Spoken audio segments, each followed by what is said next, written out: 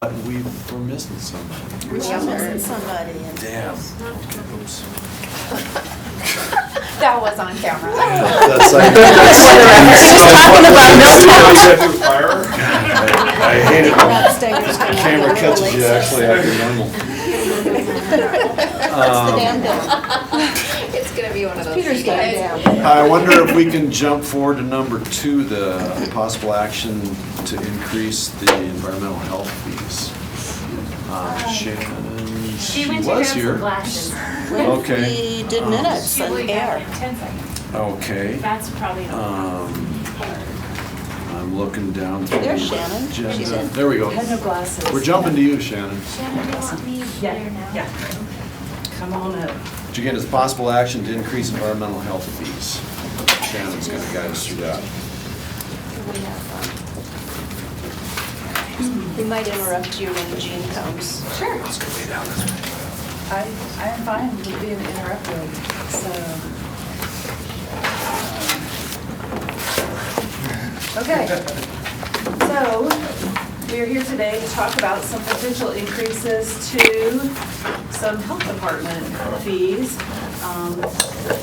So just, so you know that this is not technically a public hearing, it's an agenda item. The health code says that the health board can change fees at a regularly noticed meeting. However, because fees affect people, we sure wanted people to know about it. So we put the legal ad in the paper, we put it on our website, sent it to our interested parties list, and then we also sent it to all of the licensed establishments that we have email for. So they might not have said, hey, we want to be on an interested parties list, but we said, hey, we think you'd be interested in this, so we sent it to them. And when we get to that part, Gina can briefly tell you about any feedback that she got from that. So how we did this is we started by looking at how much the program would cost, and so we chunked it into reasonable, rational sections. This is an example of those, and you got that in your packet for each one of what we called the program. So we looked at the personnel costs, which are always our highest cost because they're our most valuable resource. Then we took a percentage of the operation costs that would be relevant to that program. And then we looked at our revenue from fiscal year 2018 and looked at how much we got from that. And so from that, down here at the bottom, it tells you what the total cost of this was, and this is the licensed establishment plan review and local inspections. The cost that that's covered by state fee revenue, in this case none of it is. How much is covered by local fee revenue, which is 42%, and then how much is covered by local taxes, because the rest of it comes from property owners, and in this case it's 58%. And so this is fees to inspect like a food establishment or whatever? You said sanitarian on there, so I'm assuming this is like restaurant stuff and all that? It is restaurant stuff, but it's actually not the inspection part of it. If I put the inspection part of it up there, the FTEs would go up. It would probably quadruple the cost. And we do get some money back from the state for that. So this specifically is has to do with the fees that are associated with the licensed establishment program, which I can show you in a few minutes. But it's basically plan review fees, re-inspections, and those are the fees when we go back to a place more than twice, and then temporary food service, plan review, and large group function. So I'll just clarify quickly. It does say local inspection I at saw the that up top, there, that's right, yeah. but that's not, when we say local inspection, those are inspections that are not related to a state license, Okay. not an annual inspection for our 1,100 establishments. It's a little bit different. Cool. So then what we did is we took into consideration, after we looked at the cost of program, we looked at when the fees were last revised, and that is shown in the header part of this column. There is one exception, and the trailer court reinspection fee came around in 2017, but since that was the only one and it fits right in here, that's the only one that's kind of notated like that. The others follow in their columns.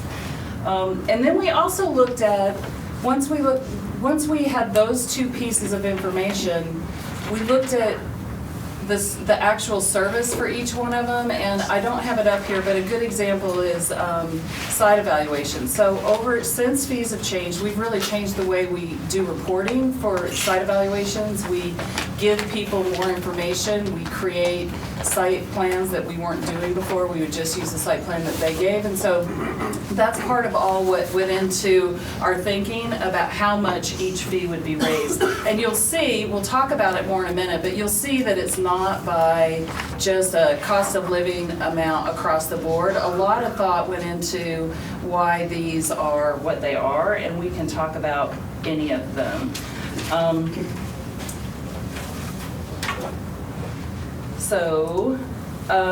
We also prepared a revenue comparison that you guys have in your packets. And the revenue comparison looked at what we got in 2018, and then the estimated amount that we would get for a full year. Because of course these fees, if you adopt them as we're requesting, would go in at half a year, so it's really fiscal year 20 that we would get this full one. In order to compare apples to apples, we just made the assumption in these cases that we would have the exact same numbers. When we do budgeting every year, we do take into account trends or expectations. So if we're entering into a recession, some of the fees will go down because they're so tied to development. We've seen our licensed establishment fees, plan review fees especially, the number go up every year. People are still, even during the recession, people were interested in starting plan review. I mean, they probably were really super interested in plan review. Starting food services. So I want to make sure I'm covering everything that I want. Oh, and okay, that's good enough.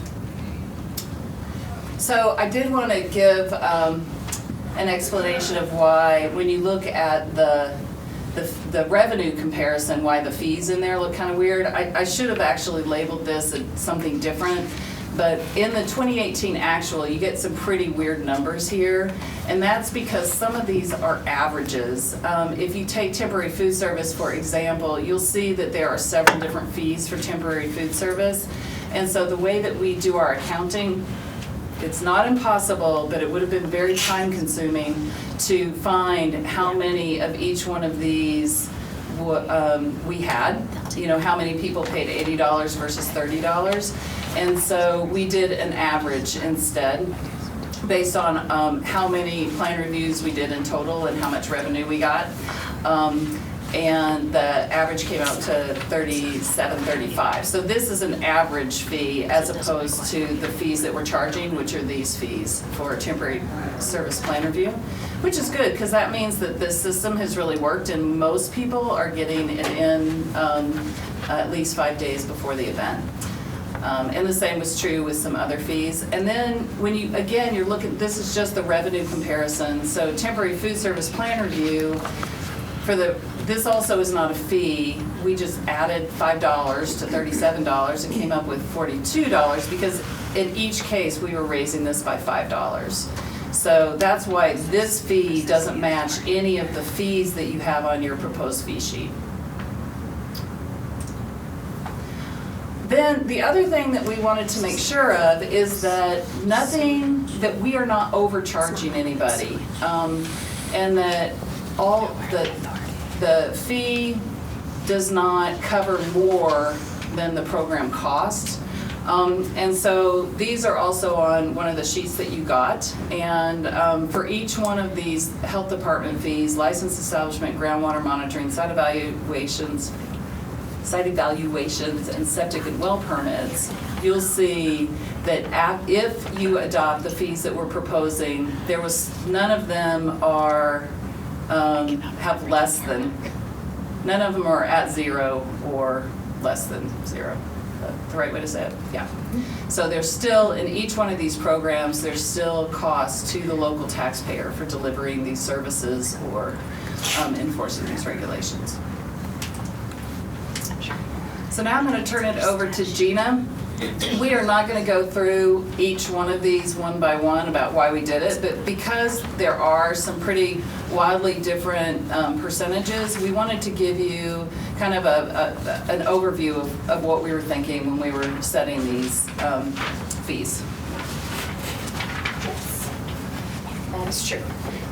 So like Shannon said, if you have a specific question about one of these line items, feel free to ask, but I'll go through it just sort of generally. The percentages look different for a lot of reasons, and one of the reasons is some of the fees are a lot smaller, so a small change equals a pretty big percent change. An example of that I'll show you on the next sheet, but you can kind of, if you think of these as sort of grouped together, here are the local inspections that we do. One of them has a significantly larger increase than the others, and that's the food reinspection fee. When we were talking about how to get closer to sort of goal coverage percentages that we had in our mind, we knew that we didn't want to do an across-the-board percentage increase, and so we thought about which of the services we provide that actually provide more of a benefit just to the service recipient and those that provide a benefit to everybody in the community. And so the food reinspection fee, like Shannon mentioned, is when we do an annual inspection, we notice problems, we note those problems, we go do a reinspection, and those same problems still exist, and we have to go back a third time. So that really is something that's a burden on our time. It's not something that we account for, that we can predict, and it's something that's preventable, and it's really a service for that particular person. So we felt a larger increase was appropriate there than when compared with our other inspections. And that's kind of a theme throughout the next two slides, but again, feel free if you have specific questions. Can I jump in there too? There's another thing that was going on with food re-inspections, and that is that there's a new way of dealing with some of the faster re-inspections, and they're doing something called a corrective action plan. So some of those third inspections that were really pretty fast, they're not doing anymore. Right. And so these are longer, more complicated, usually involve a notice of violation, usually involve management participation. So that's the other reason why that's increasing more than others.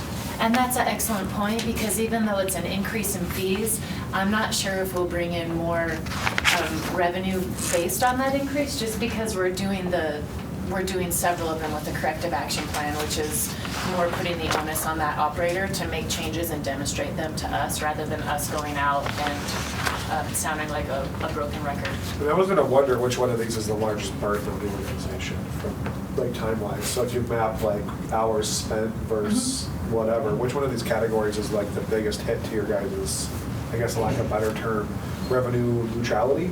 If the fees were not taking into tax considerations, which one's the biggest burden?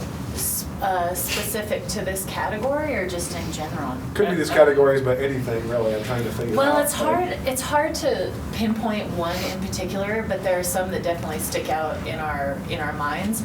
You'll notice that we lumped some activities together, whereas we separated a couple of them. A couple that we separated out was site evaluations. That would be the one coming to my mind when you ask that question, because the fees haven't been raised in a while, and since that time, we have, like Shannon said, really improved the product that we're giving to folks who apply for a site evaluation. That's looking at a location for the appropriateness of a septic system. Okay. And we've made the way that we do it more in line with some national protocols. We have some software that we use now. It's a lot better product. It takes many, many more hours than what we were charging, and they have another option. They don't have to hire the health department, but whereas I think our proposed fee is $250, if they hired a third party, it would be $2,500. So we looked at each individually, but we didn't do the analytics individually to drill down to how many hours it costs us versus what we're actually bringing in. But I will say that in each category we thought about that, and that's why that's why the next category, which she's going to talk about, plan review, takes a lot of our time, and so that's why some of the increases are 20% instead of 5 or 8%. So we really did think about that. We don't have a graph, but. Yeah. And then did you guys weight the percent increase based on impact to like disadvantaged economic classes? So like, I see trailer court inspections or whatever, that's obviously gonna affect people of lower income status more, I guess. No, it's not So the it's- people that live there, it's the people that own it. I know, but still, if you increase rates on the owner, they're gonna increase rent rates on the people who live there, they might not be able to.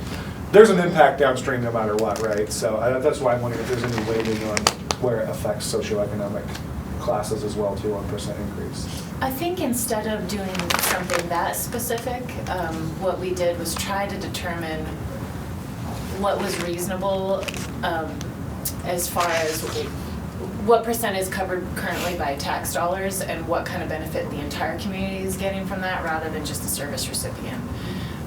So, for example, we have, I guess we'll see it on the next slide, but a good example is we have a certified septic installers program. Okay. And the fee increase there is very small. It's a smaller percentage because it's so important for us when anybody's system failed or anybody wants to put in a new system across the board that we have a very good cadre of installers who are trained. So we didn't, we've definitely picked and chosen where we wanted our increases strategically, but I don't think it's as detailed as you're asking. Honestly, my opinion is it should be revenue neutral to taxpayers in my mind, because most of this is services to companies or people developing land or running businesses or whatever. So I don't know why property owners are supporting like fees for restaurants or anything at all when I look at this. So I probably have the contrary to what I should have opinion of this. I need you in the legislature. Yeah, that is one way to look at it, but at the same time, there is certainly a public benefit to all of these services that we provide. So for somebody to build a new house and install a new septic system, of course it benefits them. They need a septic system, but it's also benefiting everybody downstream in the direction of groundwater. It's also a consistent application of the rules, so everyone's playing on the same field. So I don't know if I could pinpoint one that didn't provide some sort of community good. That's what public health is for, so I totally get that. I was just kind of I was just trying to Yeah. figure out how to get that property tax number or taxpayer number to zero if we could. If you figure it out, just tell us. Okay. So I'll move on to plan review, and I'll be pretty brief. Like Shannon said, our plan review applications are just ever on the increase. It doesn't seem to be impacted by development or recessions as much as some of our other programs. The other thing we're seeing with plan review applications is a lot of very unique menu items of special processing. So it's not a lot of, I'm going to put in another pizza place on the corner that used to be a pizza place. It's, raw fish sushi, and it's reduced oxygen. Kava bar, right? Yeah, kava bars, reduced oxygen packaging, or a lot of breweries and manufacturing. So they're taking us a little bit longer so that we can make sure folks are set up right. This tourist home review looks pretty weird because tourist homes are like Airbnbs or VRBOs. The city's been talking a lot about tourist homes lately.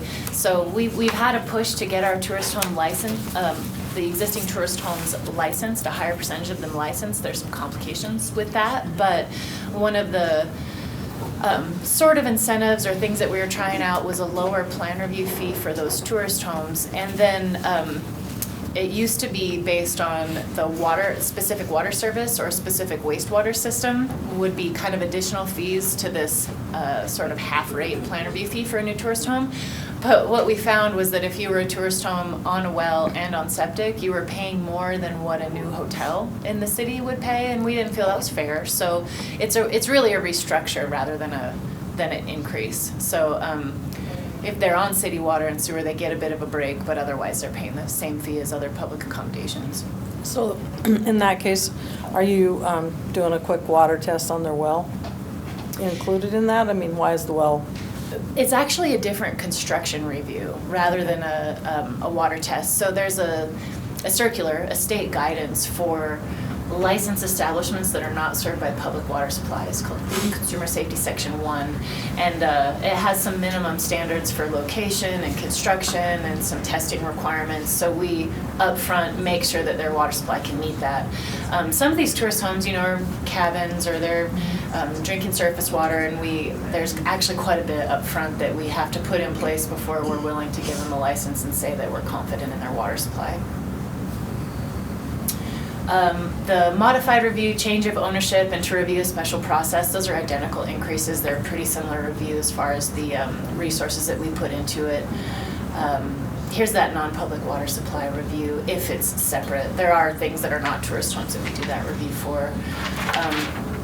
And then an additional pre-opening inspection. So it's a similar slide, but this is related to the septic and well, I guess well permitting isn't on there, but happy to answer questions about wells. So here, I know we brought up site evaluations a couple times, but for the last few years, it's just been sticking in my mind as something that we were just undercharging for. So that's why the first 4 percentages are pretty high when compared with the rest of the fees. And that is because we've identified it as something that has really evolved over time. The product we're giving back to people, we're really confident in, and it takes us a while to get that product to them. So the increases for, here's the application fee, and then there's various types of permits here. You will see everything between this 18 and the 15 is pretty consistent, a pretty equal-ish fee increase. And then you'll see it drops to a 9 and an 8, and that's because these we rarely issue. Other alternative systems and experimental systems are not common at all. They do take more time than other permits, but to increase those a whole lot isn't going to make a very big difference. They're just not common. Here, the temporary septic permit application fee is actually permit and application together. I initially had this at a $35 proposal because it doesn't happen a lot. I think we've issued 0 of them in the last year.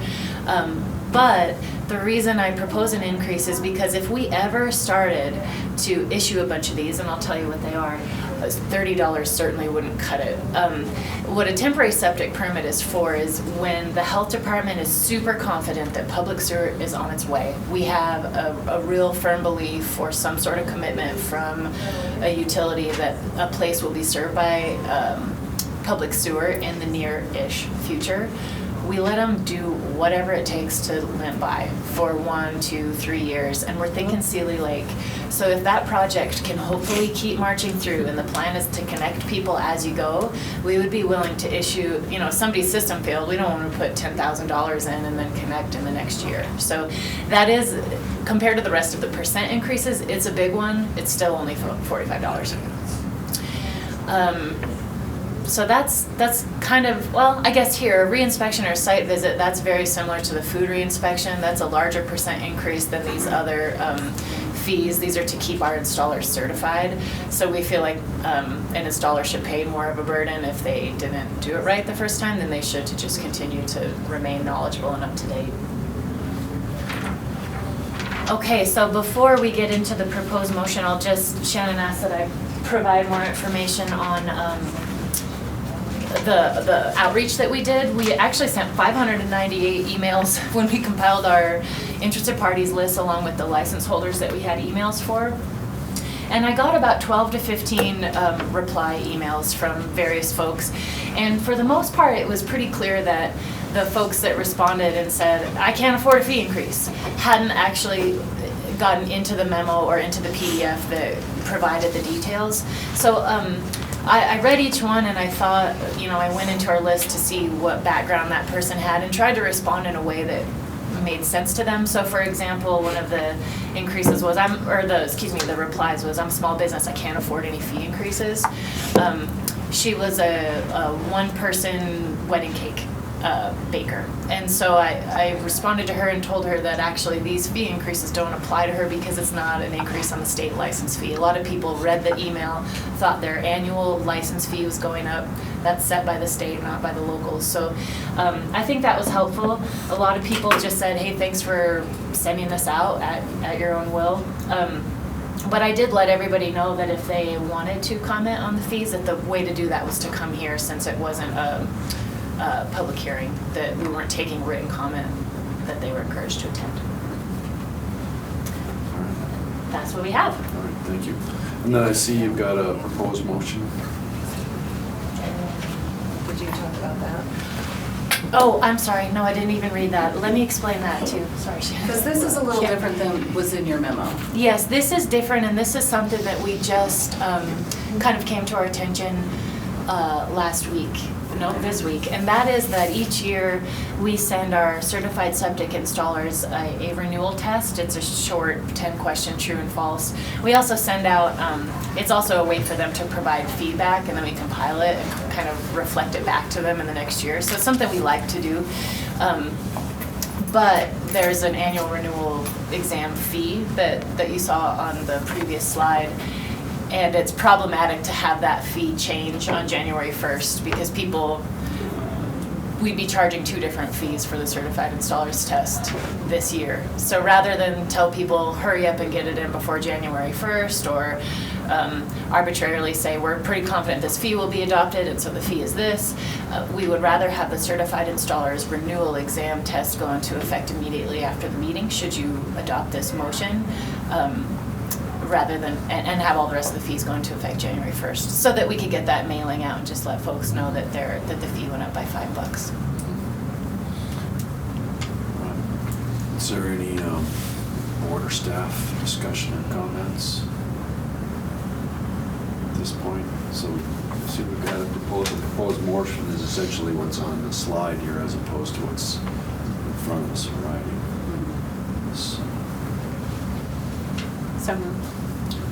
So, sounds like we've got a motion to adopt the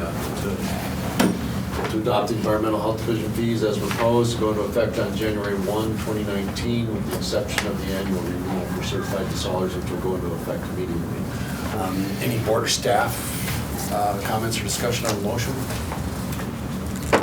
Any public comments on the motion? I'm seeing none. All in favor, say aye. Aye. So moved. Great. Thanks, Shannon. Thanks, Shannon. All right, with that, we move back up to item number 1, which is recognition of courtesies, years of service. Ellen's gonna help us. No, you do. Okay, it says here, Ellen, but I prefer to do it myself. So I got to sing to her yesterday. She did. I've never, Bob Wire, and I decided the health nuts, I don't know. I think it was health nuts. We like that. So Jean, thanks so much for all your years of service on the board. Thanks. I know, speaking for the board, I've just loved working with you, and I think we all have. I think we've just provided a tremendous service to the community. And one of the things I've always been impressed with is your great service to the Hinterlands. I mean, you represent every part of the county so well, and that comes through on this board as well. So, just like to thank you and congratulate you. We've got a card and a gift, and we all got a gift.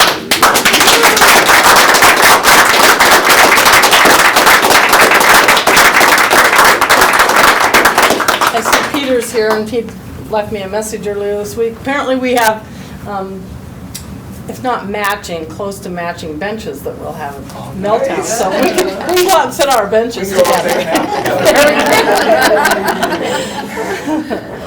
So that was nice. The county staff purchased a bench in my name at Milltown State Park now. So cool. Yeah, and Peter got one when he retired, so. I think you're the one that said that.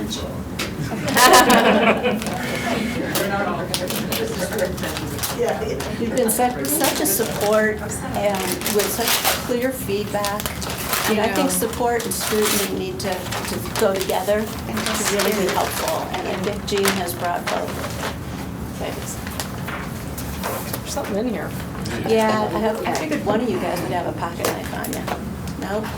Yeah, it's a public building, can't bring in those weapons. Although I laughed the other night when I had that party for me at the Arlington, they gave me a Rwandan knife. Oh. Like I told my husband, mine's better than his. Boy, somebody had some good tape. Yeah. Got a knife. I've got him in here.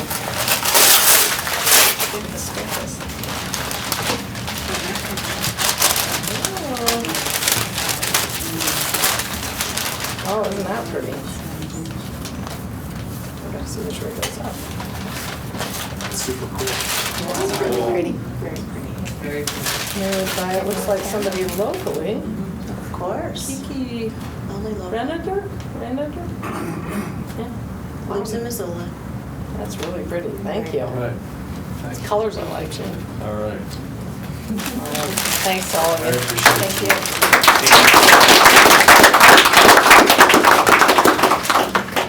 you. We can tape it back up when you leave.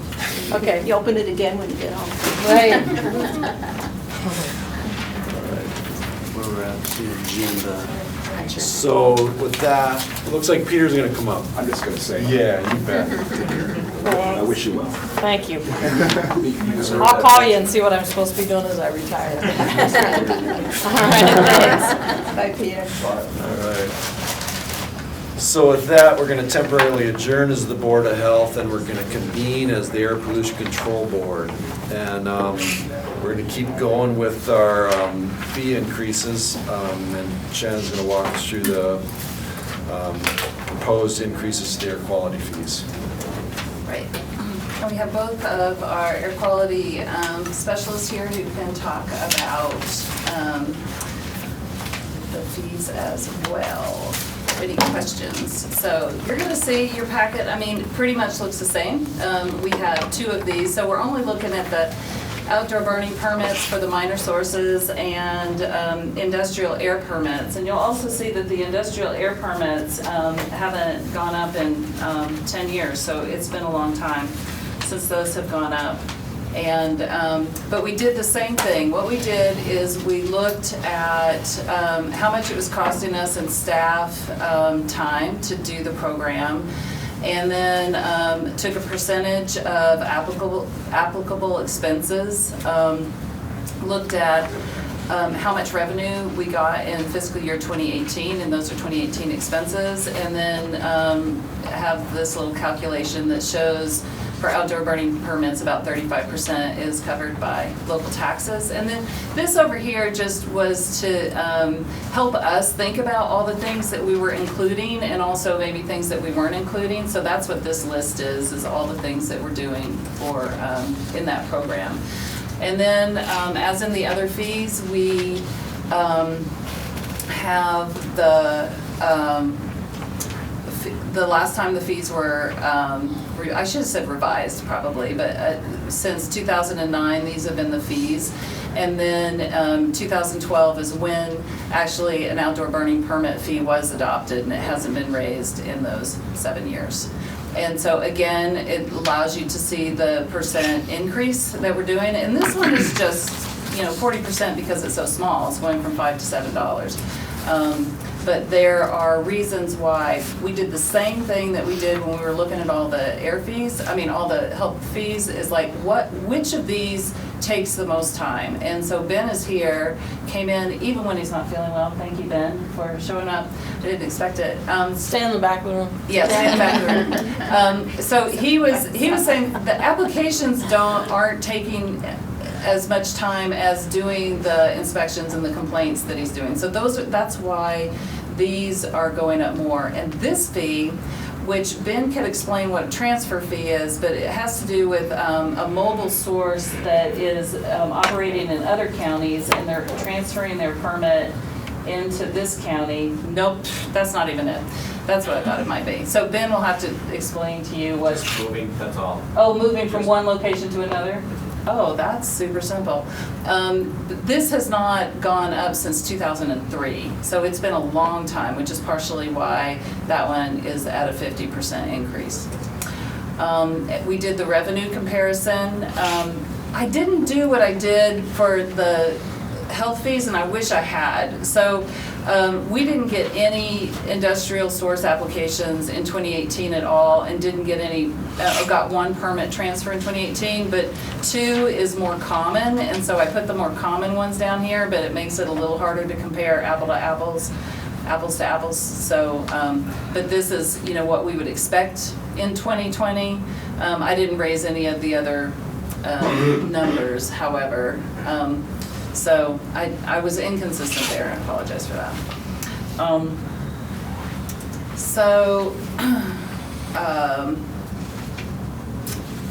Those are the proposed fee increases. And did the same thing where we looked at, this is the current, and then this is the, if you adopt the proposed fees. So you'll see for the burn permits, we go to about 35% covered by local taxes to about 5%. As Gina was saying, there are definite benefits to everybody in the airshed for there to be burn permits, so that people, it's really an educational avenue, so that people know they can't burn tires and they can't burn, you know, treated wood, and that it also serves as an educational benefit for how you burn, so that you're burning in a safe way, so that you're not causing fires, and that people are burning during the right time of day, so that it's not at night. We don't really want to raise this fee very often, and so, you know, and well, I'll talk about another thing in a minute. Is that the $5 to $7 one? Yep, this is the $5 to $7 one, yep. So industrial permits, what we did is we said, how do we need to raise fees in order to get this to 0, so that the industrial sources are covering 100% of their costs? And so that is what we did, and that's how we made the decision to raise things by the amount that we did. One thing that I need to bring up, well, that's the motion, I'll bring this back up in a second, if I can, is I want to show you kind of how limited in some ways what we did is, so that when we're looking at the basis for industrial air permits, the only personnel costs that we considered were Ben's time. We didn't consider any management time, any fiscal help through Julie Tenya's. So there's overhead here in personnel hours that we didn't include. And that's the same for burn permits. We included sanitary, and so that's Ben and Sarah, mostly Sarah in this case, but Ben does this work as well. And then our program support specialists, our front desk staff, during those months, they do a lot of talking on the phone with people about burn permits and helping them initialize, what's the word? Activate their burn permit. And again, there's nothing here for Julie Tenyas' time or for any management time in there. So when you're looking at these numbers, it's true that we're getting close to 0 or at 0, but really, when you think about the entire cost of the program, that is something that we didn't take into account, is those types of fees. Are we continuing to pay for the software for that, or has that been paid for? We pay for it all the time. So we pay. It's a subscription. Yeah, so we pay a $2 per permit, and then a hosting fee, and then we have to pay for any upgrades that we need. Is there one other thing that we pay for? Oh, the percent, and the percent time people are on the internet or on the phone. No, it looks like, well, I mean, the original contract, it's what happens when you clean your office after 7, 8, 9 years. The original contract said that we paid Montana Interactive $2 per permit. Has that changed, or is it still? No, we're still paying them $2 per permit, yeah. Yeah, but, and this is something I failed to say, maybe Gina said when I was out of the room, but, you know, our costs, our personnel costs have been going up. And so in order to keep the program whole, we really do need more money to be able to do that. And then there's some aging equipment. I'm not sure what that would be in terms of the air program, but that's certainly true in terms of environmental health that we need to replace. So it's not, our costs are not stagnant over time. Okay, so then go back to the motion, which is just to adopt the proposed fees and have them go into effect January 1st. So I have one more question then, because in the original resolution, we said that after development and the annual ongoing operator costs are retired, so we probably weren't aware, although it continues to go. The one word in here says that the health department will use the unspent funds to assist signatory agencies with operational costs of the online burning program. So, Yep. so what do we do there? We actually do that, and so when the fire departments issue, so people have two ways of getting burn permits. They can get them online, or people can go to the fire department and pay cash. And so the fire departments keep an extra $1 for those permits, and that's reflected here. Sarah went to a recent Missoula County Fire Protection Association meeting and talked to them about us raising the cost here, or the fee here. They were supportive of it. They are so happy that this program exists and the workload that they don't have to do, because they used to issue, Missoula Rural issued thousands, like 2,000, 3,000. They estimated, well, initially they estimated like 5,000, but we haven't sold 5,000 permits yet, but yeah, thousands and Thousands of permits. So this really has taken a lot. I think the fire departments were surprised at how much was taken off their plate when we started doing burn permits this way, which is really part of the reason we wanted to go to it. They also offered to not keep the $1, right? Some of them did, but you know, that's in recognition that they are providing a service that we want them to continue, which is that people can go to the fire department and get a burn permit.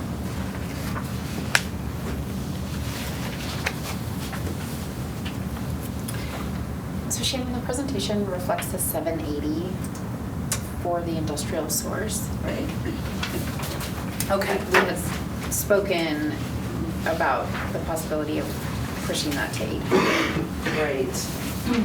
So when we met with Ross, and I'm sorry I don't have this up on the board. When we met with Ross and Debbie about these, about the agenda and looked over the fees briefly, Debbie said 780 is kind of a weird amount, and what if we took that to 800? And we talked about not wanting to go over the amount of the cost of the program. In fact, the air regulations specifically say that we can't.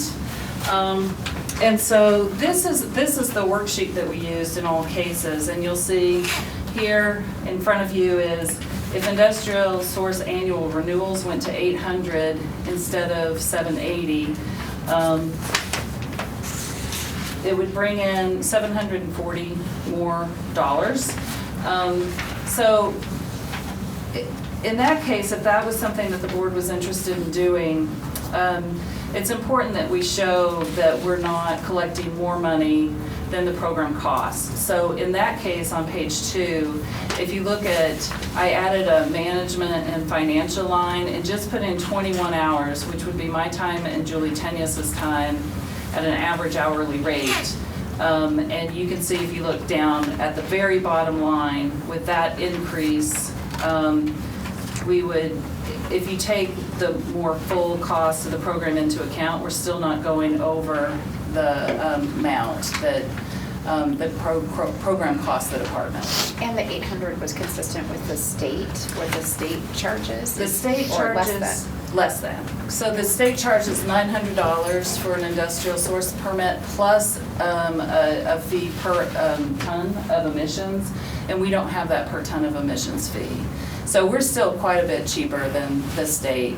The other nice thing is if you chose to go to 800 is that, you know, immediately when you start, I mean, the very next fiscal year, you are behind again because, because it's just, those costs are always going up.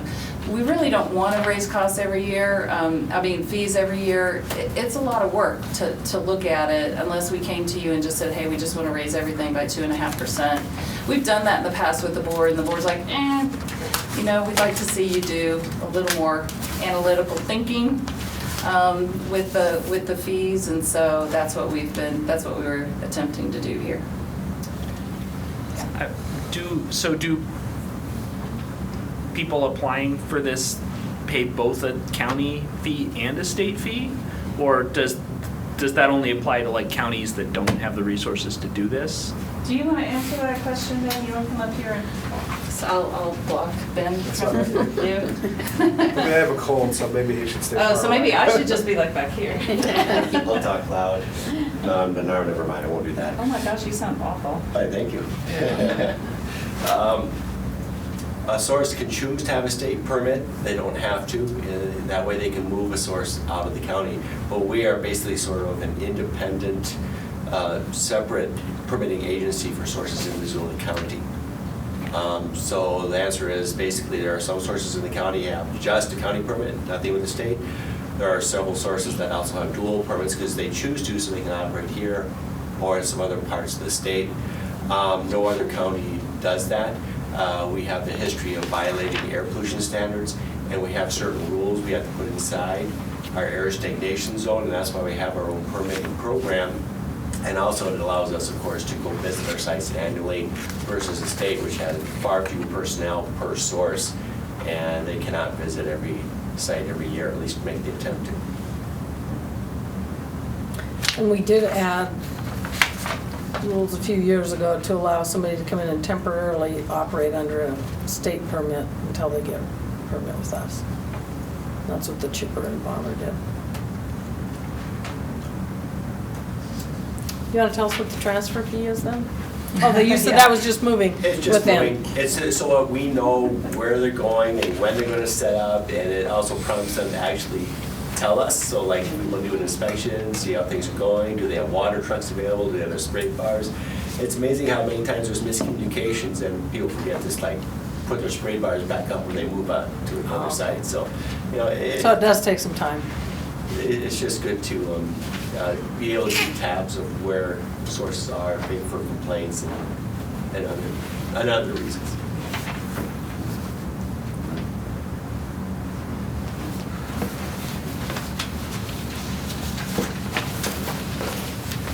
So the proposed motion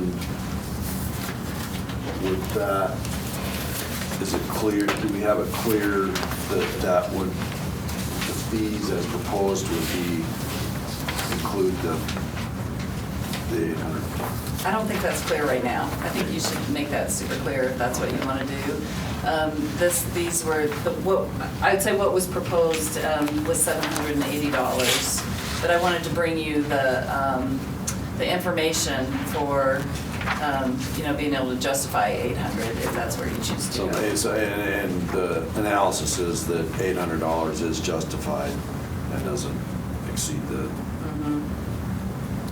actual cost. Yeah. Yeah. Yeah, because we could easily put that line in each one of the bases Yeah. that we did. It's just we didn't include that sort of overhead, but we definitely could.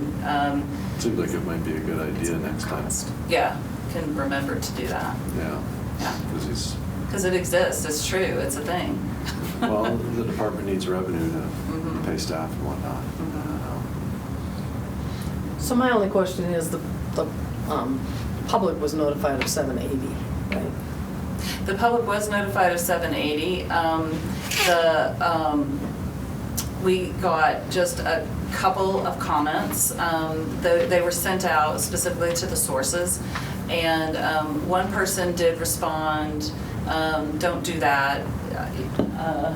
Do you want to come back up? Because you're the one that talked to him. And then I know another one was like, hey, we understand why the fees need to go up, but they had another ask for their permit, but. So I guess my question would be to Anna, so how did? I'm not familiar with the rules that apply to fee Okay. changes, because I In terms just of didn't public look at noticing the them. agenda, so I can't help with that So whether or today. not we have a public notice problem with going to 800? Yeah, I mean, I think it's good practice if it does require a public hearing to renotice it if you're going to do fees that are different than the proposed fees, but I'm just not familiar with the rule requirements for these particular fee changes. Sorry. I thought that we said that fees don't require a public hearing. Yeah, that's been our Public practice. meeting, not a public hearing. Yeah, at a public meeting. So I think it is different than a hearing in that, you can make changes that are reasonable at a meeting, and that if the public's interested, they could come to it. I don't think it caps you, but it depends on, it's, I think maybe less legally capped than if you think that it's politically expedient. I don't know what the right word is. The other thing is that we know we need to come back more often with these particular fees, because it's been a long time since we've come back with the air fees, for sure.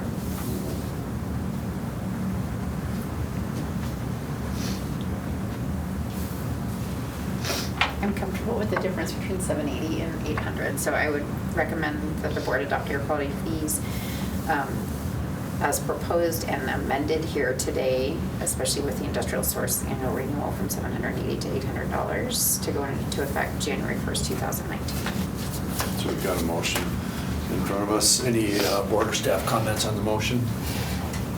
Any public comments on the motion? All in favor, say aye. Aye. Aye. All right, great, so moved. Awesome, thank you. Thank you, Shannon. I Thanks, do have Matt. an interesting, on the per ton fee, would that adjust in Missoula County, would that adjust the actual revenue being brought into the program significantly or not? You know, how you said the state has a fee plus the per ton emitted fee? I mean, that's a good way to, in theory, I guess like a better term, tax pollution. So, I'd have to let Ben, I don't know how much the state charges per ton. It's $43 to $45 per ton. So a moderately active source could easily double their fee. A source that has very little emissions, may get a couple of bucks added to their thing. so is that, that's NOx and SOx, I'm assuming they're monitoring, or is that other And by Particulate. particulate? VOCs, For gravel crushing. And carbon it's- monoxide. And it's optional. An Only emitter in doesn't have to Missoula. have a state permit. Yeah, only in Missoula County. Only here. Yeah, in other Okay. counties, if you're operating in other counties, you have to have a state permit. Okay. Yeah, yeah. And then they don't measure it, so they're just estimating what their tonnage output is or do they have to measure then their particulate output? The goal is always to use a consistent way of estimating emissions from each source so that you're trying to treat everybody fairly. The goal is never achieved, but that's always what I'm talking from the state perspective how that works. One of the interesting things about doing it statewide is your emissions from these small portable sources are pretty much stable across the entire state. When you start getting down into a county, you're talking about wild swings potentially as highway projects and things move around. And so your funding levels would be this roller coaster. And again, the size of the state allows that to be sort of smoothed out like that. We probably only have a handful of really heavy point source pollution sources then too as well. I'm thinking like the mill and a couple other things, right? Well, gravel pits. Oh, yeah. Gravel pits. I mean, we had Roseburg. $95 million worth of road projects from Bonner to Frenchtown this year, so there's a little bit of gravel. Gravel, it's asphalt plants, concrete plants. Yeah, I suppose. all the stuff that relates to that. Construction-related plants. Yeah, this year would have been a peak on that roller coaster funding. Yeah. For sure. Thank you. Yeah, thanks. Something to keep in mind for future. Time just struck again, and I apologize, we should have involved everybody, maybe, with so many of us new and so many of us old, we need to have our assumptions checked and our background on things checked, and I think give you all, and certainly in this case, I apologize to Anna, while it was on the agenda, we didn't say, oh, you better come and look at this, because it's really second nature to us. We will go back and talk about those things, and certainly anything that comes up on the agenda like that you just think you haven't had the background down, just yell, call. We'll we'll do something so that you all feel more prepared. And we've gone back and checked our memory better as well. All right, well, our next item on the agenda is to approve the November 15 and December 13 minutes, which we've got in front of us. They're really short and sweet, which is nice.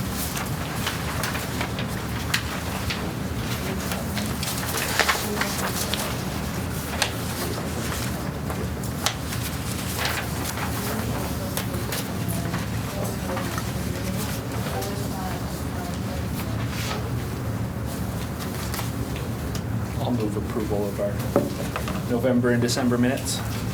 Any board or staff comments on the motion? Any public comments on the motion? All in favor, say aye. Aye. So moved. All right. So now we move on to adoption of proposed changes to the charge of the Air Quality Advisory Council. Is Burton here, or are you going to take that, Sarah? He is not, so. Okay.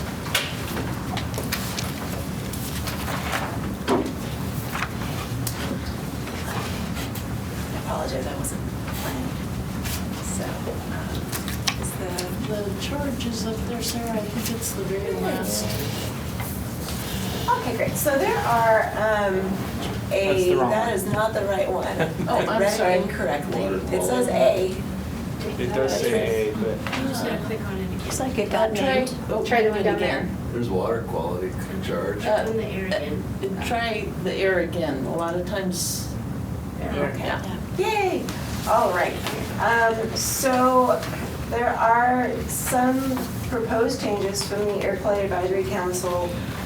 We actually, the council adopted into their recommendations some of the ones that came from the Water Quality Council. So I was not at the Water Quality Council meeting, so I can't really describe too much into what went into those particular changes, but they made sense to the air quality folks, so they went ahead and incorporated them into this charge. Some of it is really kind of trying to simplify some language, and other parts are to include things that we do that maybe aren't in the charge, really. So when people apply for membership, the council does interview the candidates. That's part of the procedures for the council. So that was suggested to be put into that section of the charge. The section with student associate this was a water quality charge, and our student associate is a great participant on our council. This would give that person voting rights. I think that's the main change on that particular section right there. That's true for water quality. And that's a water quality one as well. They're actually becoming different. Okay, so the purple ones that are blue up there are water quality changes. This is, I think it kind of came out because of the amount of times that maybe the board had to be closed. On the offhand chance that there's litigation strategy for any reason, this would give the council the opportunity to have a closed meeting for that, should it happen. This is another water quality one that, should it happen, we don't expect it to, but would allow for closed meetings. What And would be the then, avenue under which the Air Quality Advisory Council would be a litigant? You have no idea. That's Thank what I'm you. wondering. Would the Air Quality Advisory Council ever have the authority to deal with litigation? I don't think that they would ever be a litigant. And this was something that was in the water quality charge already, Water Quality Advisory Council charge that the Air Quality Advisory Council just added. And so that's simply the reason why it was put in there. But the only thing that I can think, and I don't know if this is even true, but would be that they might give some advice, talk about it and give some advice to the board. That might be way more likely to happen on the Water Quality Advisory Council because of who is there. I don't really know. yeah, I'm not And the when- attorney, but they're not going to be a party, they're advisor to you. Yeah. So Yeah. I don't know, and I don't know, Anna. I mean, anybody can be named a defendant. If you're named a defendant and you have to deal with how to handle that lawsuit, you may need to talk about it in a closed strategy. I see. Because the other one I would see is if if we were considering litigation rules and or whatever, that they wanted to be informed, it would be another place where you wouldn't want the other side to hear, I don't know. And in this, when it Not says likely. the litigation position of the agency, who's the agency? I have a feeling that was taken from the state law with regard to this, and agency probably means council in this particular document. I don't know. I haven't seen wouldn't it. mind it saying that, because I just Council don't instead. understand if the agency is the department or this board or the council. Would it be appropriate for it to say all three? So, just based on the examples that you all have given, the council, if they were the ones that were named in a lawsuit, the board, if the board is looking for some advice, or the council is getting updated on the board advice? No, I mean, if the board is sued and the council is sued, they can't come together and have a closed meeting about it. They're separate parties. So it should say council. Just council? It could only be the council if they, they'd And have if to they be had a a party. joint defense agreement or something, then you could potentially close it under something like that, but. Okay.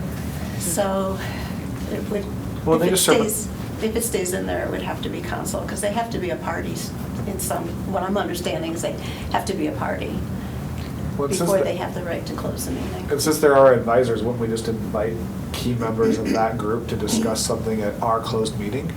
Isn't that what you would do? I mean, you would see an argument probably that you're going to have a tough time closing a meeting when there's a non-client present, but to the extent that they were maybe a consultant and you wanted to assert privilege, you might be able to do so. That's where I was saying that you probably need to go with the joint defense agreement.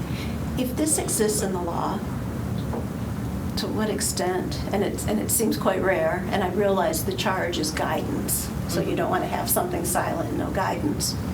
But if it exists in the law, to what extent does it need to be in here, particularly if it has any lack of clarity about closed meeting? Because we would get in more trouble. Well, I think if you have the privacy closure exception, you don't need either one of them, but if you have one in there, you might want to throw the other one in there for good measure. But I agree with you, you have it under law, whether this is in here or not. Can I just, with the historical memory in the room, with any of the advisory councils, have we ever closed or wanted to close a meeting of any of those groups? No. And have not been able to? No. Can we just take it out and quit talking about it? I think it's in here not as much for when you guys meet with the advisory council as much as it is for if the advisory council is named as a separate party, may they discuss addressing litigation in a closed meeting, which they can under the law, whether it's in here or not, as Ellen's pointing right now. Right. So, I agree with Dr. Stengers. Take it Just out. take it To me, out. it looks like an invitation to close a meeting that Yeah, is- that could that have- may not legally Yeah, exist yeah, it's like and what- would cause more trouble what closed politically, city. if not legally. They're not gonna die on any of these. No. Great, so then the next one is another water quality one. I think this is, I guess I could ask Travis since he's back in the room, a response to the fact that we don't publish things in papers, we post things on websites. So just verbiage that more accurately reflects what happens. The next one is another water quality one that formalizes the process for taking comment. This is basically what we already do, but this does a nice job of codifying it. And then here we go into something from the Air Quality Council, where there's just changing language to make it more readable. The administration of the program just seemed kind of vague. And what does that even mean to some people in my council? And so they wanted to have it go to issues related to air quality. And that was the proposed change, and then also making group into council. The next one is another water quality one, which again, this is already how the group functions, where it's mostly informal consensus. You know, they take votes and everything as they're supposed to, but they're really codified, strict Robert's rules is not really observed unless it's really necessary. So that would again codify that particular way that they work. The meetings being held, if not being, so we only require 2 meetings of the advisory council. We tend to meet almost every month, like as long as I have agenda items for them or it's not falling on a holiday, we have a meeting. So this just acknowledges that we have more than 2 meetings each calendar year if we have stuff to talk about.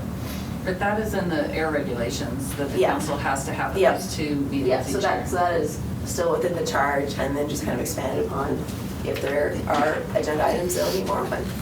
And then secretary is stricken and can turn into staff liaison because in the rules, the staff liaison is designated as the secretary. And there's not gonna be really anybody else ever doing all of this notification of the meetings. So that's just a verbiage thing. Here we have just adding, describing that the chair or vice chair will serve as the council spokesperson, so that's just adding in that word to specify it. And then the last there is the opportunity to put in the dates. So the background that I didn't give first is we're required to have an Air Quality Advisory Council, and it was the first and only advisory council to the board long ago. And then with the development of the water quality district, that's a good idea. So develop the water quality advisory council about the same time we were doing that district. I can't remember which came first. We're not required to have a maternal child health advisory council, but we did that as a third council to try to help balance the topic areas that the 3 boards deal with. And that we're going over these because if we weren't accredited, we would probably never have gone over them. And boy, was it No, isn't it a miracle? So that's what's prompting this. Great. I move adoption of the proposed changes to the charge of the Air Quality Advisory Council as presented and modified today. That's good. Any board or staff comments on the motion? Any public comments on the motion? Seeing none, all in favor say aye. Aye. Aye. So moved. All right, thanks, everybody. So now we go so that's the last of our action items for the Air Pollution Control Board. So we go to their quality update. I guess that's probably you as well, Sarah. That's me again. So the group had 2 main agenda items. The first one is we had the new wildfire preparedness coordinator, Max, come over to kind of give the council overview of the many groups working on wildfire preparedness in Missoula County right now and how they're all interlinked. Health is represented on a lot of those groups, which I think is really fantastic. I think it'd be very easy in a lot of communities to not include health in as many communities as we are on. So because air quality is a big part of all the wildfire work being done in this county, we wanted to keep them updated on those activities. So Max came over and gave them a nice overview. They got really very interested in what's going to happen with the tremendous amount of fuel that will soon be removed from the landscape if the county gets the grant it's applying for fire mitigation activities. The county is applying for a substantial amount of money from a FEMA grant that would go toward doing hazard mitigation work on many properties around the county. However, as part of that grant, you cannot burn anything because FEMA doesn't want to have any burns escape on their grant because that makes things worse in their eyes, which yes, it would be bad, but the amount of material that's going to be generated is quite substantial. And so then the question becomes, what are you going to do with that? So they were very curious and ended up talking about boilers, as they do, and what potential places that the chips and the hog fuel could end up and what it could be used for. So that's where that conversation ended up going. And Max did a great job talking about it. And I think we're all very curious to find out what the county will do with the amount of hog fuel and chips that are going to be generated. It's a great project. I'm excited it's going to go forward. Hopefully they'll find out if they get the funding, I think, next month. And then there'll be other questions to answer. They're trying to get it, also working on getting some more chippers in the county so they can chip everything.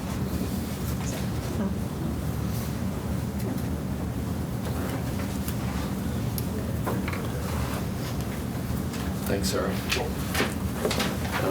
TPCC committee update, do we have one? So there was not a meeting by the time we set the agenda, but there was one on the 18th, which I was not able to attend because I just have been traveling for the last 2 days. It was very similar to the TTAC that Sarah attended. It was a review of some documents that were not, there was no action items. Those documents are going to be acted on in January, so I'll update you on those documents in January. Great. With that, we go to public comments on items not on the agenda for Air Quality Board. Seeing none, board and staff comments on items not on the agenda for Air Quality Board. Well, since my new role in the community is going to be troublemaker, I thought I love it. That's the new role? Without a title. So, Unelected trouble. right. I don't have to be as politically correct, maybe, I don't know if I ever was. So I don't know why, it's just driving me crazy, the city's decision to take 5th and 6th down to 1 lane. That's just driving me nuts. So the other day I happened to drive from Arthur all the way to Russell on 5th Street, and I thought, we have this complete street policy in the city. The county has a modified as complete street as we can get policy, but there are 2 lanes, there's a lovely bike path, there's sidewalks on both sides, and we're gonna screw that up by going down to 1 lane. And I haven't paid a ton of attention, but I heard him say, well, when you snow plow, you put it in the bike lane. And I'm thinking, on days when there's that much snow, you should ride the bus. So I don't know, those bug me about, I think it relates to, so what are we gonna do? We're gonna send that transportation somewhere else, or they're gonna be clogged down, and that leads to pollution, we all know that. I just would, I don't know, really like to see them spend money in places that really need a solution, I don't see a problem they're trying to solve. The other one is, I hope that TPC will continue to look at, is just the timing of intersection lights. If you watch, to me, that is our biggest issue in this We've been talking about it. I can chime in from decades. my one TPCC training and meeting. They specifically told me they wanted to see a reduction of 70% of the cars on the road in Missoula by 2025. Oh, I know. So they Yeah. just want everyone off the road I know. where it snows. I don't understand that, but, so I can chime in on my one meeting I went to, and what they told me is they wanted to see like a 70% reduction of cars on the road by 2025. Right, I actually heard Ellen Buchanan at a meeting That was say, all future parking garage type facilities need to be convertible to something else when we don't have cars. Just reminds me of Where an am I old- gonna park my hovercraft space vehicle? I'm not. I won't be on the road, James, I'll be above it. Well, that would be cool, but I think that's gonna have lots of public health issues too, considering how many wrecks we have. It's like the Jetsons. Yeah, you'll miss everybody, it'll be fine. It's all organized. Anyway, I sometimes wonder if some of the things that we do in this community really just continue to contribute to air pollution. by I rode an making autonomous things- car in Vegas, and it was the scariest thing I ever did, and I will never do it ever again. Because they have like Uber, but it's an autonomous Yeah, car, and I yeah. was like, I'll take one. It's ridiculously overpriced, but I'll see it. I was like 10 blocks later, I'm like, I'm never doing that again. Because there's no driver. Yeah. There's no one in the car. You just get in and it goes and. You're in it. Yeah, you're in the back seat's There's no going. control. So I'm like, oh, I'm done with that. So, yeah, I think there's lots of public health implications for all this kind of stuff, but. Well, and the Montana Association of Counties had, someone came and talked about autonomous cars and said Montana and Wyoming are never gonna get those things because, I mean, we're just too big. There's just not, it doesn't make sense, but we'll see. They all horse trailers. Yeah, and semis and everything. So, all right, thanks, Gene. So we'll see you at Gene, TPCC next month. we can talk after, but I live on Fifth Street. I can tell you more about the problems we're solving. Okay. I mean, I just think that there's. And it's a different, I think there's a community and a local resident perspective, and those perspectives are different. But I can share with Okay. you the problem perspective. I've heard that the folks that live there have one, but I just look at it as, wow, there are so many areas in town we could invest some money, but I guess this one doesn't take a lot of money, it just takes stripes, I don't know. Stripes, can be undone. All right, with that, if there's no more board or staff comments and items on the agenda, we will adjourn as the Air Pollution Control Board and reconvene as the Board of Health. And the first item that we will tackle is item number 3, which is approve new revision of the basic emergency operation plan. Ellen, I believe, is going to actually. Well, answer that. yes, while we were taking the emergency operations plan and writing it up and annotating it for the narrative for the accreditation work that we're doing, right after you passed it, going down our checklist. There was a requirement that wasn't there in the first version of accreditation because we went through with the early version, but now double checking on the new version. And our emergency operation plan did not address it. So this was maybe 2 days after you passed it. So what's being proposed then is the language that's necessary, let me find the plan, to address it. Cultural diversity. Yes, it's Yeah, about really diversity. confidently. And that's really all we did, but since the board acted on the plan, we could not administratively change it without your action. So we're requesting your action so that we can include that required provision. There we go. You'll find it on page, It's the very last page. You have it to the very back. Very back. thank you. Well, there you go, Back. back. Lisa. The words in red, Lisa that's was all we gonna have to do it. change, that one sentence. Yep. I would move that we approve the revision to the basic emergency operations plan to reflect the culturally diverse language as shown. Any board or staff comments on item, on the proposed motion? Any public comments on the proposed? I do want to add, we do have a policy, so we're not just putting empty words in here. We do have a policy that addresses all this, but it has to be referenced. I have a kind of random question. Do we have culturally appropriate translators to Yeah. do this? That's the There's a only sign question I right have. outside. Yeah, we do. You can request. Nice. We I was do just thinking to ask the diverse. groups that are here. So we For use that. a program, what do we call it? Language line. Oh, When you okay. look on the walls, you can point to your language. Oh, nice. And can also now do sign language on it. And of course, the hospitals all have it too. I think the same provider. I just learned something new. Yeah. It's really. I just saw the works sign well, too. outside, there's a poster that you can ask for an interpreter for any of your languages. I was like, need to pay more attention to the area because I did not see that poster at all. Pay more attention to the packet. All right. Yeah. With that, I can't remember if I asked, so I'll ask again, any public comments or discussion on the motion on the floor? Seeing none, all in favor, say aye. Aye. So moved. Thanks, Ellen. With that, we then move on to another charge item, which is adoption of proposed changes to the charge of the Maternal Child Health Advisory Council. Pam is gonna- Okay, so as you may remember, last month, I brought this up, that the Nurse-Family Partnership had come to the Maternal Child Health Advisory Council and requested that we be their advisory council. And so I brought it up at the board, but we couldn't deal with it at that point because it wasn't on the agenda and it needed to be published to the public. So in discussions with Ellen, it was determined that in order for us to do that, there has to be a change to the charge for the advisory council, and it is in the packet with red underlining. The council may also serve as an advisory body to any maternal and child health programs administered by the Missoula City County Health Department with the approval of the Board of Health and the department director. So before we could say anything to any group that we would be serve as their advisory council, we would have to change this charge. You guys would have to approve that. The Advisory Council, the Maternal Child Health Advisory Council, has not made a clear determination that we will do that.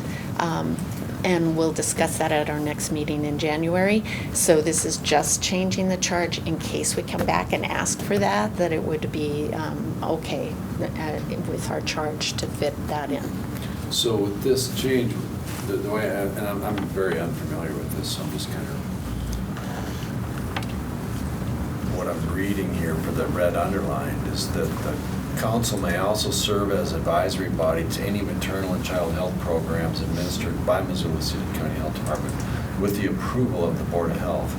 So would you need to come to the Board of Health for approval each time? Yes, and I would prefer to, actually.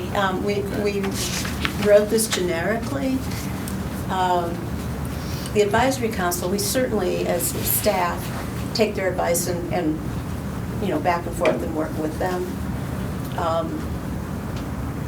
But I would want the board to say any other advice that council gave in any formal fashion.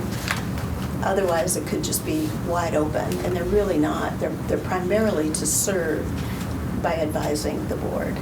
Correct. It's advisory, not a board itself, Mhm. in other Right. words.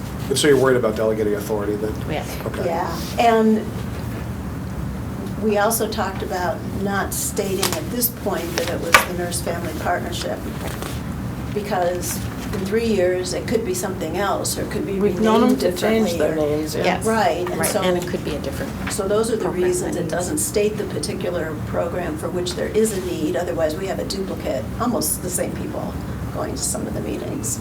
But that it has to be approved by you. Is there any expectation of how much that would actually be done? The only recent one, I mean, NFP is really the only one that's come required since that. I've been on the Yeah. council, so How about I the don't- early beginnings or one of those? Healthy Beginning, Healthy Start is their own entity, and they're not advisory to any governing board.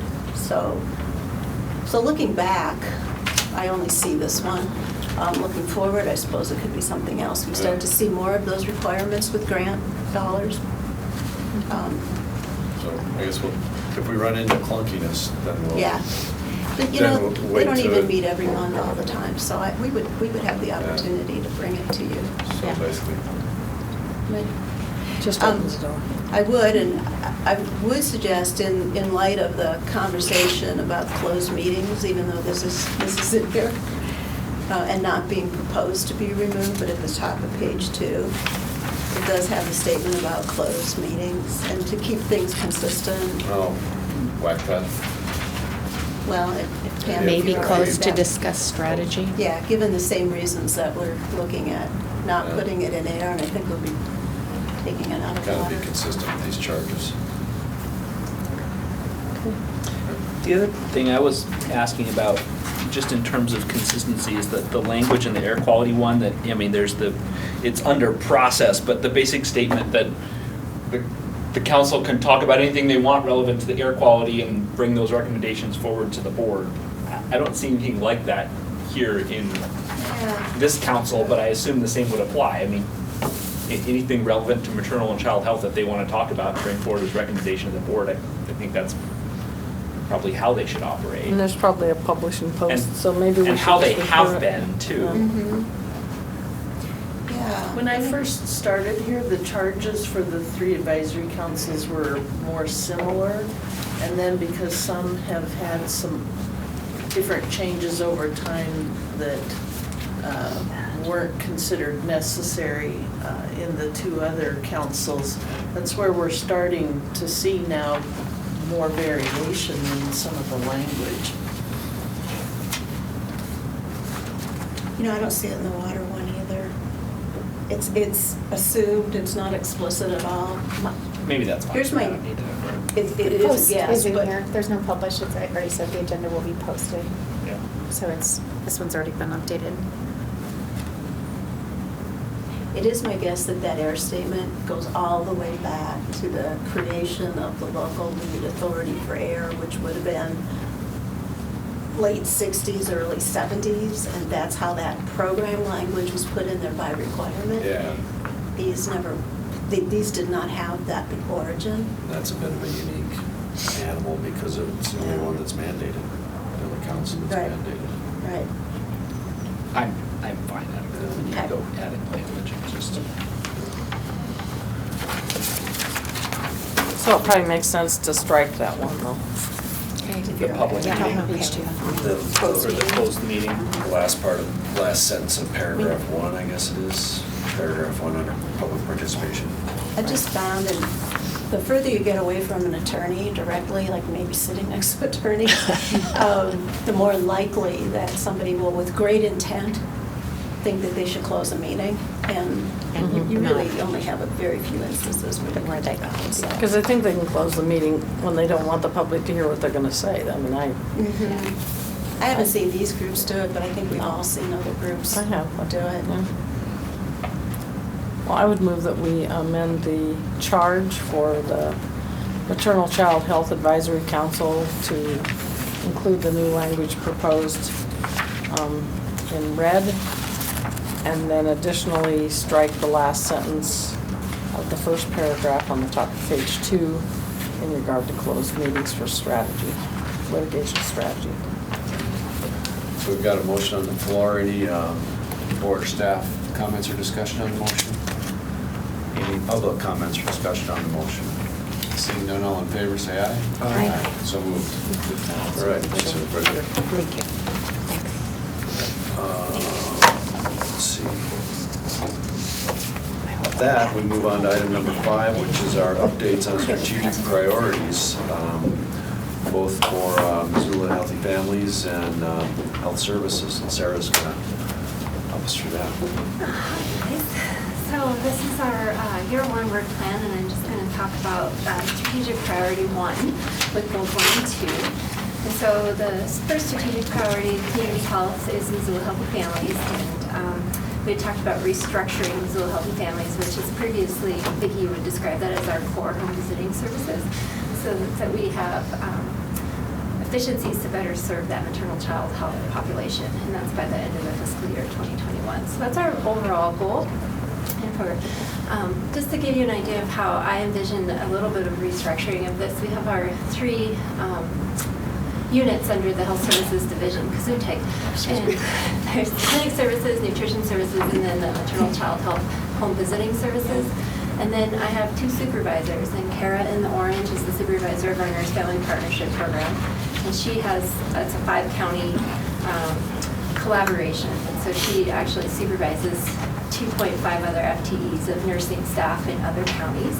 And then Jen Kirscher is our new public health home visiting unit manager for the rest of our home visiting programs. And under that, we have the Montana Asthma Program, the Foster Child Health Program, we have Safe Care Mandated, we have our fetal, infant, child, maternal mortality review, and then we have Missoula Healthy Families, which includes our refugee program, our Welcome Home Baby program, which is universal home visiting, EPSTAT nutrition program, and perinatal Hep B.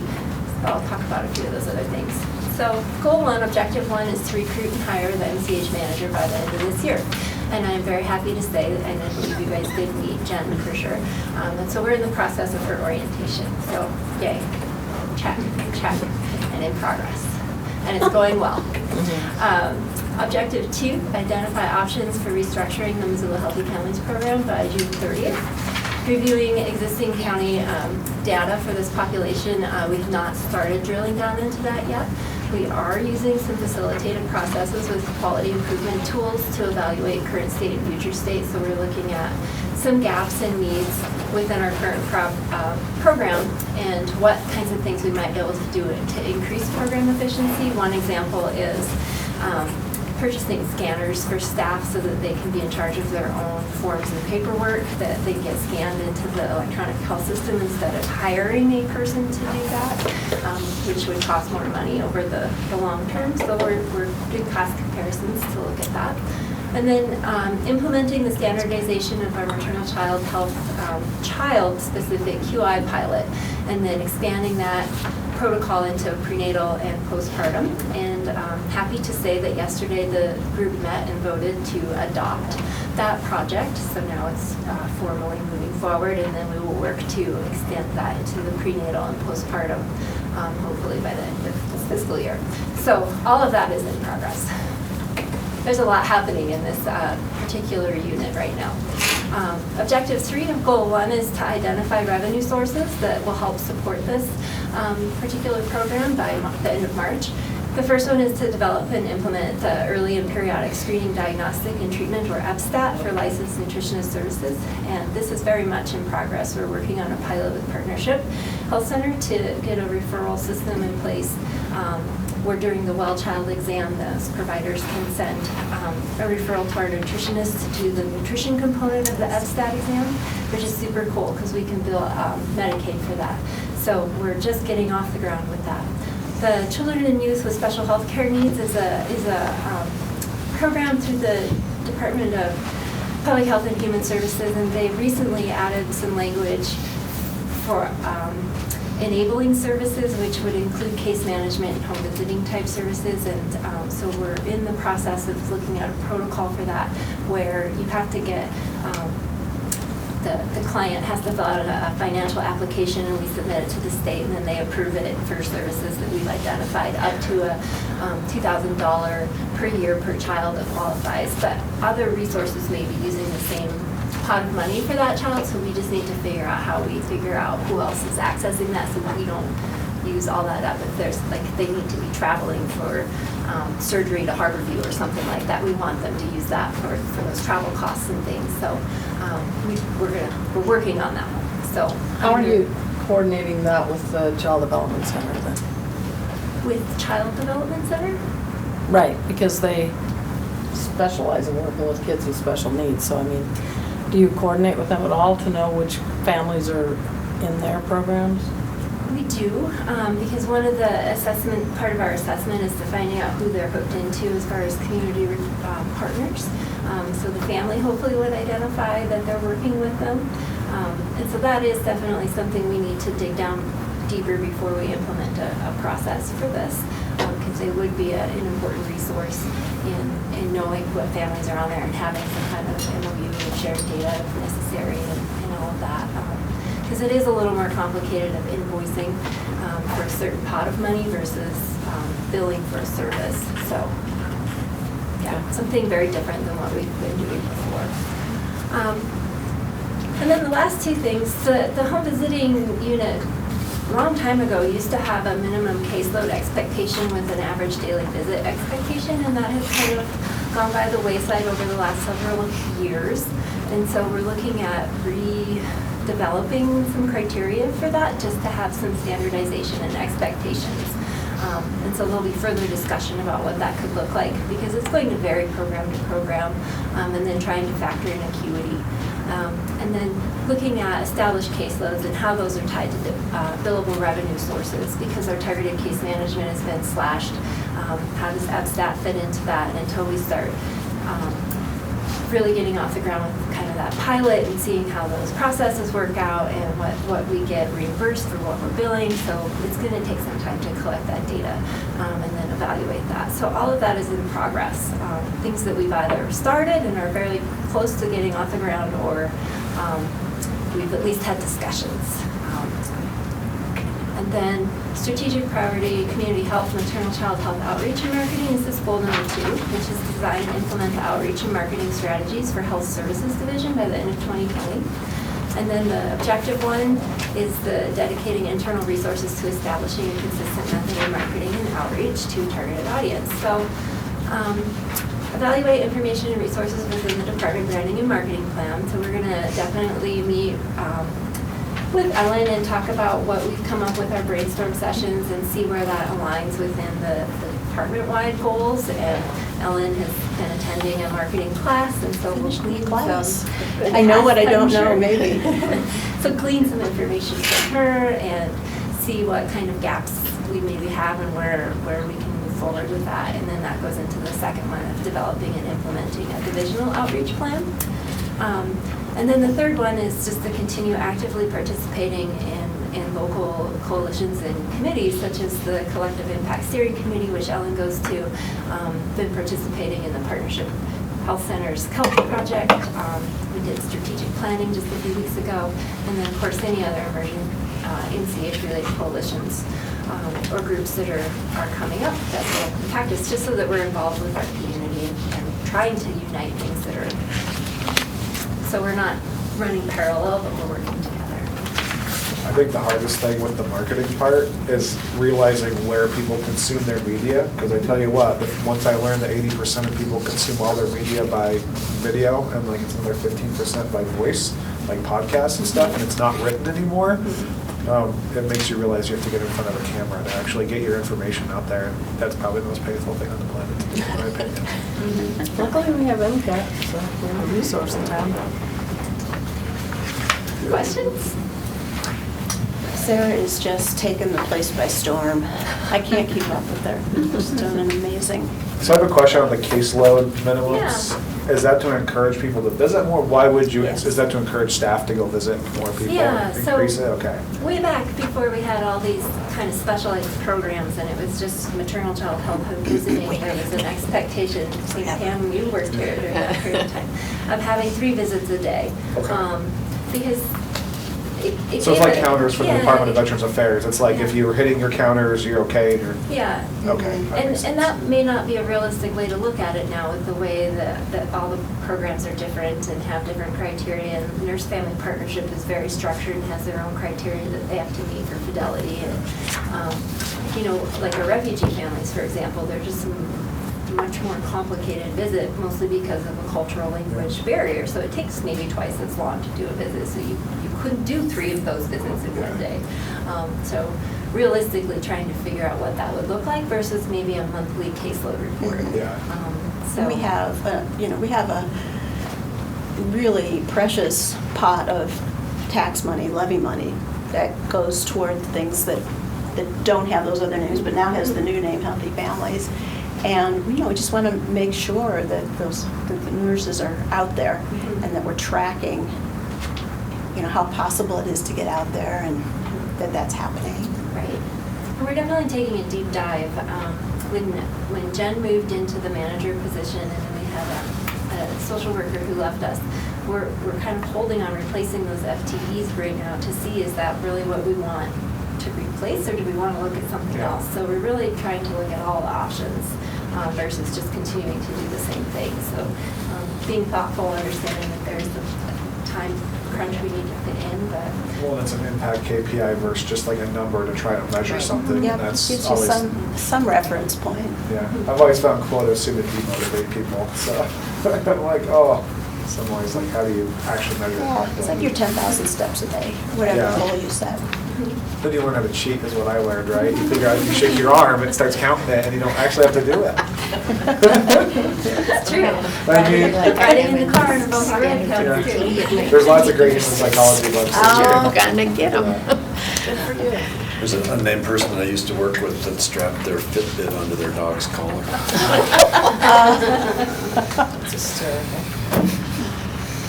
Wi-Fi, just don't set the goal. All right, thanks, Sarah. Thank All you. right.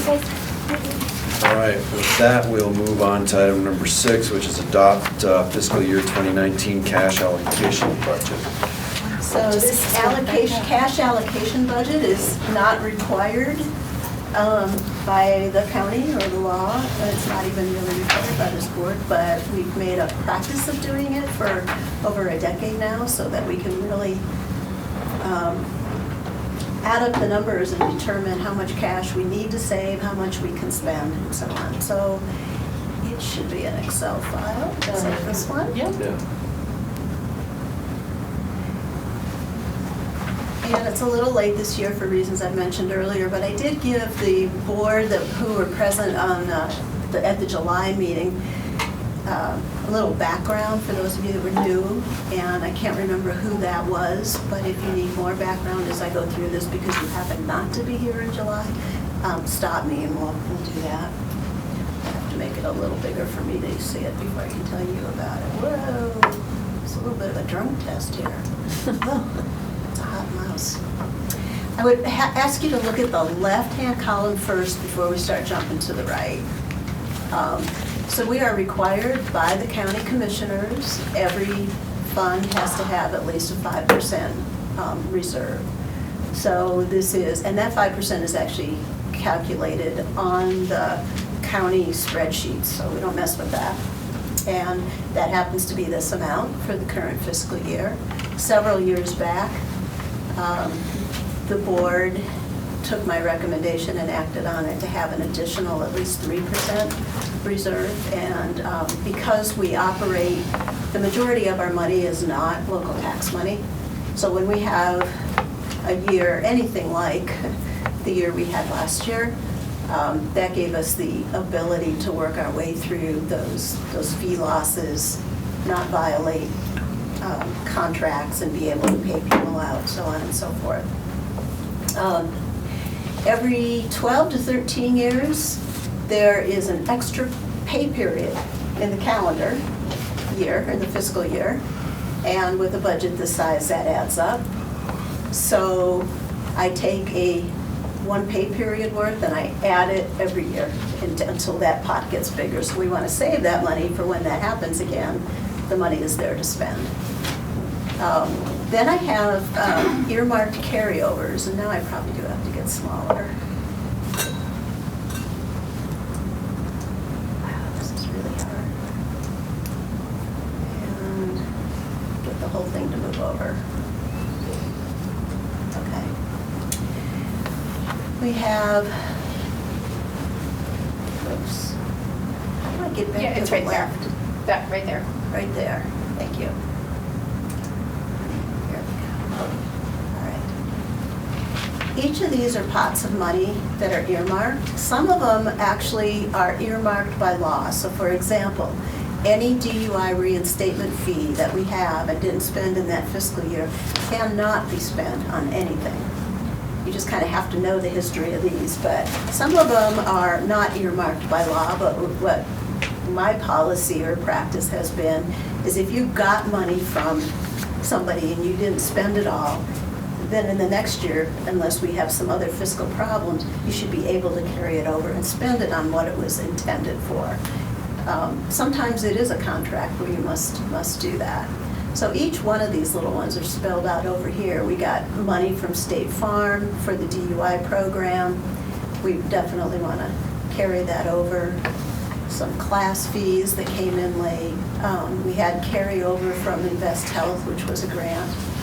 Our cancer control, we actually get paid on a quarterly basis as a deliverable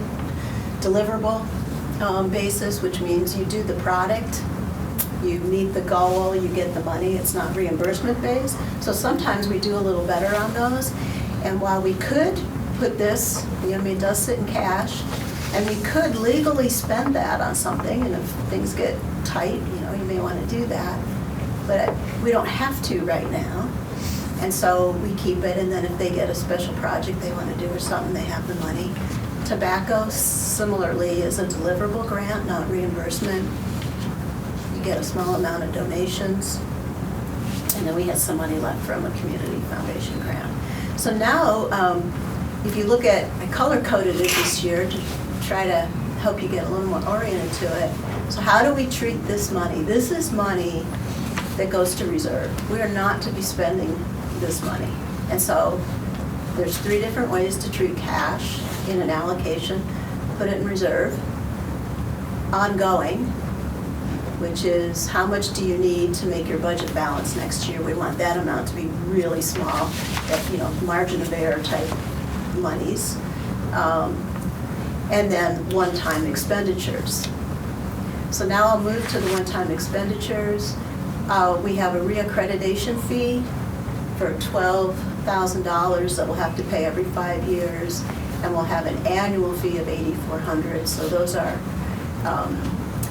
it's kind of, this is one time, the first one is. The second one, we're going to have to pay every year, so I put that one there. Blue, yeah. Yeah, and I think I did move in blue, didn't I? Yeah, there it is. Over there, yeah. We have, since you approved the budget, we have requests for tech purchases. I don't have the full amounts, I have estimates. They fall in two categories. One is to get the hardware for the Sonics system here. So we have microphones and a soundboard to pick things up in the minutes get downloaded and then edited, rather than spend most of their time transcribing them. And the estimate is $4,500 without labor, and that doesn't include the actual software piece. So, and then I have an estimate of just short of $5,000 from Sarah to get little individual scanners for the nurses to use for their electronic health records, so they don't have to scan it at a copier or another scanner, come back and put it in. And they're about $375 a piece. So I put $13,000 in because I don't really know what that labor cost is going to be to set up that system. It's probably more than we need. And that is a new, again, this was not in front of you when you approved the budget. This was in front of you when you approved the budget. We estimated a $30,000 remodeling fee for the upstairs. We have the bids and have selected the bids for paint and carpet, and it's going to be $39,000. Budgeted cash, real low this year because we made big cuts. So we have two funds for the health fund. The first is what I call the operating fund. It's this number here, fund number 2270 in the accounting system. We want to save for this fiscal year this much money with spending on a one-time basis this much money. Spending on a continuing basis this time. We'll have to try to make room for this in our budget next year because it's not really going to be. And then keeping these for the reserves I discussed. So as we go down, we had mostly intended, but not completely intended, because we had those huge cuts last year. We came into the year with a large cash balance of $1.6 million. We had moved $325,000 into the capital building reserve. That's before we knew we were going to get 223 West Alder. Then we got the lease for 223 West Alder and actually paid it out of this fund. And we had some other one-time expenditures. I don't have them all up there. And then, of course, we had the cuts.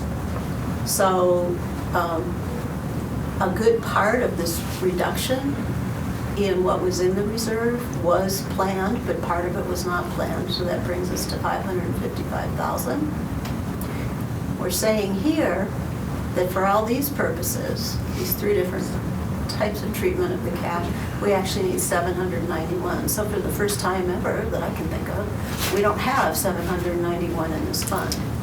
That's okay, because we moved 325 before into the capital, before we knew we would actually get a building as quickly. And some of you were here, and some of you weren't for that. So what I'm proposing here, and this is what we have in the, you could call this a capital fund, but there's some accounting reason why I can't call it a capital fund.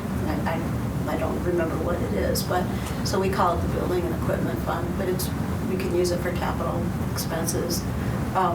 We actually have this much. What I'm proposing is we take the amount that we're short for this fund and we move it back in.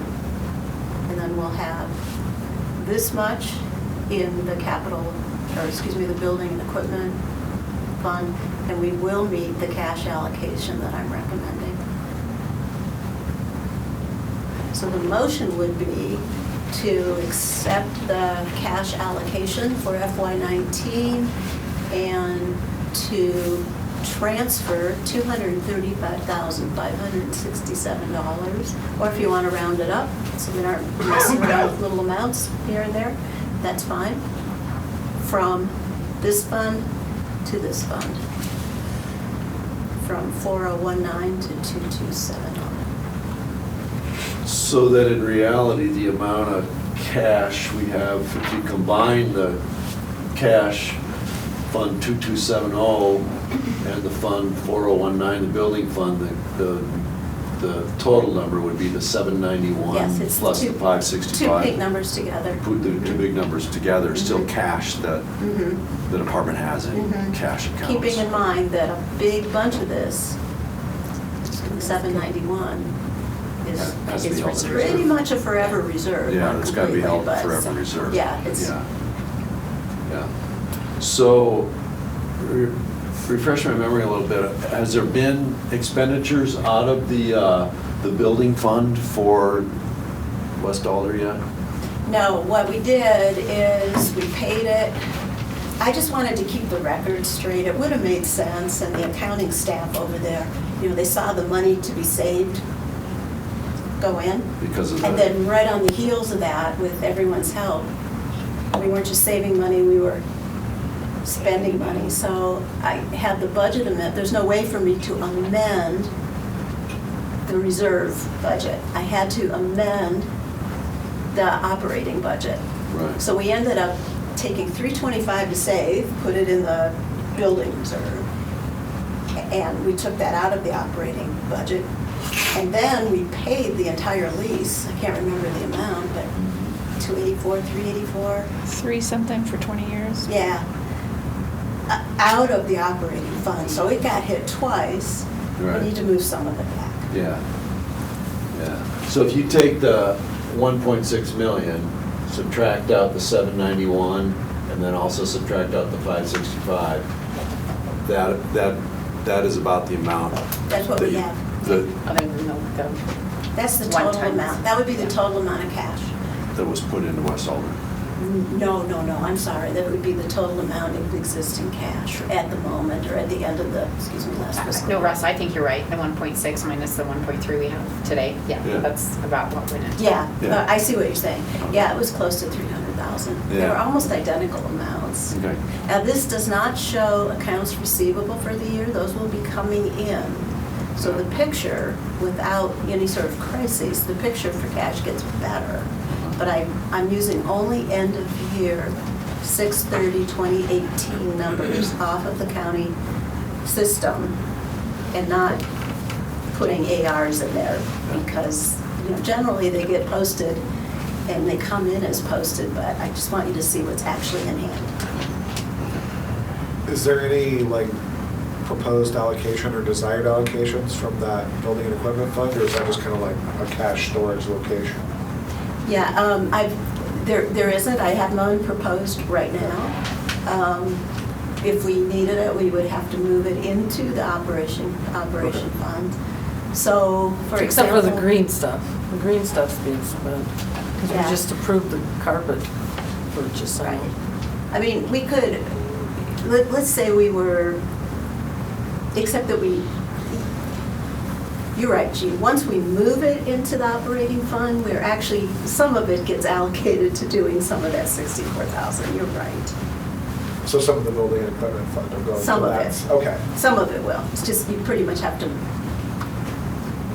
That and was my next question is a certain should net- carpet be paid for out of that? That was my only thing, my real question. Yeah, well, even if we wanted to, we have to move it up there to pay for Okay, it. cool. Because I have to amend the budget and,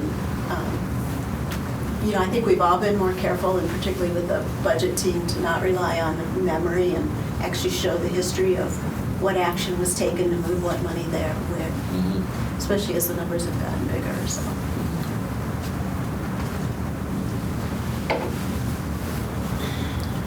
I've moved we adopt the fiscal year 2019 cash allocation budget. All right. Any board or staff comments on the motion? Any public comments on the motion? Seeing none, all in favor say aye. Aye. So moved. Does that motion clearly include to go ahead and make the transfer of 235,567? I think it does. I think it Adoption does. what's proposed Shows there. Yeah, I think it does, Okay. because our motion was to approve this, Okay. and it's shown on here. All right, thank you. Please. Okay, so with that, we move on to approve February 15 and December 13 minutes of the Board of Health.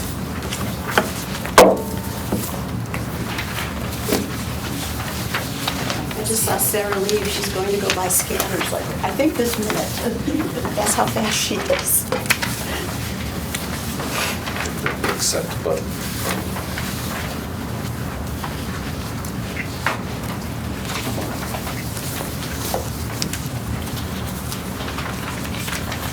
Page 7 of the February 15 minutes. My name's spelled wrong, the last page. Oh, sorry. Thank you. It's all right, it was spelled wrong on one on the public meeting this morning at the courthouse today. They've been 18 years. to get that 18 right. years, still can't spell my name. Maybe I'll change it. Make it easier.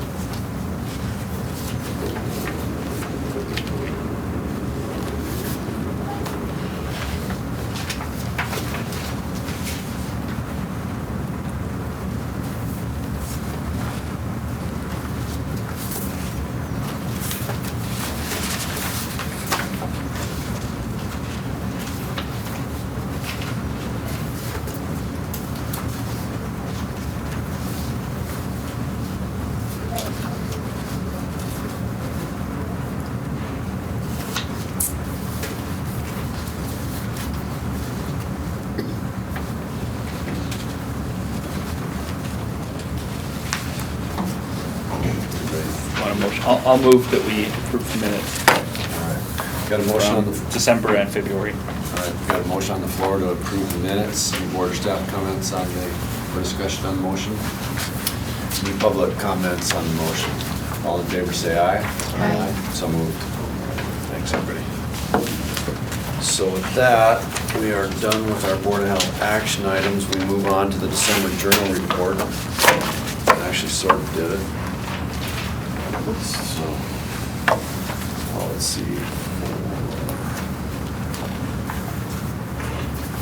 And then I just got 3 to circle around that way. Do you need one, Ross? Sorry, I've got, I kept going. Sorry for going old school and tripping out. I couldn't really figure out how to do the multi-screen kind of stuff. So what I decided to dive into a little bit for my journal report was a very recent new proposed rule on waters of the United States. And we had a new proposed rule by the EPA and the Army Corps of Engineers on December 11th. And interestingly, the reason it's Kansas City Star, if you get on the EPA's website and you click on their link for their press release, you get sent to the Kansas City Star op-ed written by the head of the EPA and the Secretary of the Army Personnel Works. So There's journalism. so that's what our EPA is sending us to for the press release, is an op-ed that they published in the Kansas City Star. It's also the FDA and USDA and NSF now. Which is actually one of the reasons why I printed it out, because I thought it was bizarre. Wow. But this is an op-ed written by the administrator of the EPA, where he basically recounts how when basically the reason they're rewriting the rule is because Trump issued an executive order in February of 2017 directing them to rewrite the rule. It was a rule that was, the Waters of the United States rule was rewritten in 2015 by the administration at that time. To kind of backtrack why that's important, the Water Quality Act directs, in the Water Quality Act, the Federal Water Quality Act, it's illegal to discharge pollutants from a source into a water of the United States. So then that, of course, what's a water of the United States?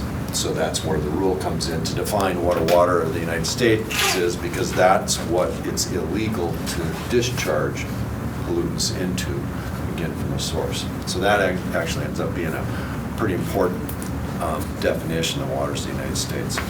So what the executive order issued by Trump in February 2017 also put some sideboards on the order, is that he wanted the rule to be written so that it was consistent with Justice Antonin Scalia's opinion on the landmark Raponos case. So there was a U.S. Supreme Court case that put some sideboards on the Waters of the United States rule. That court case was decided in 2006. Might have actually went in front of the court in 2006. It might have been 2007. But anyways, that rule, that U.S. Supreme Court decision was before the 2015 rewrite of the rule. And Trump wanted the EPA to write a rule consistent with that Scalia decision. So I looked up what the 2015 decision was. That's the second thing I printed out, was the 2015 definition of waters in the United States.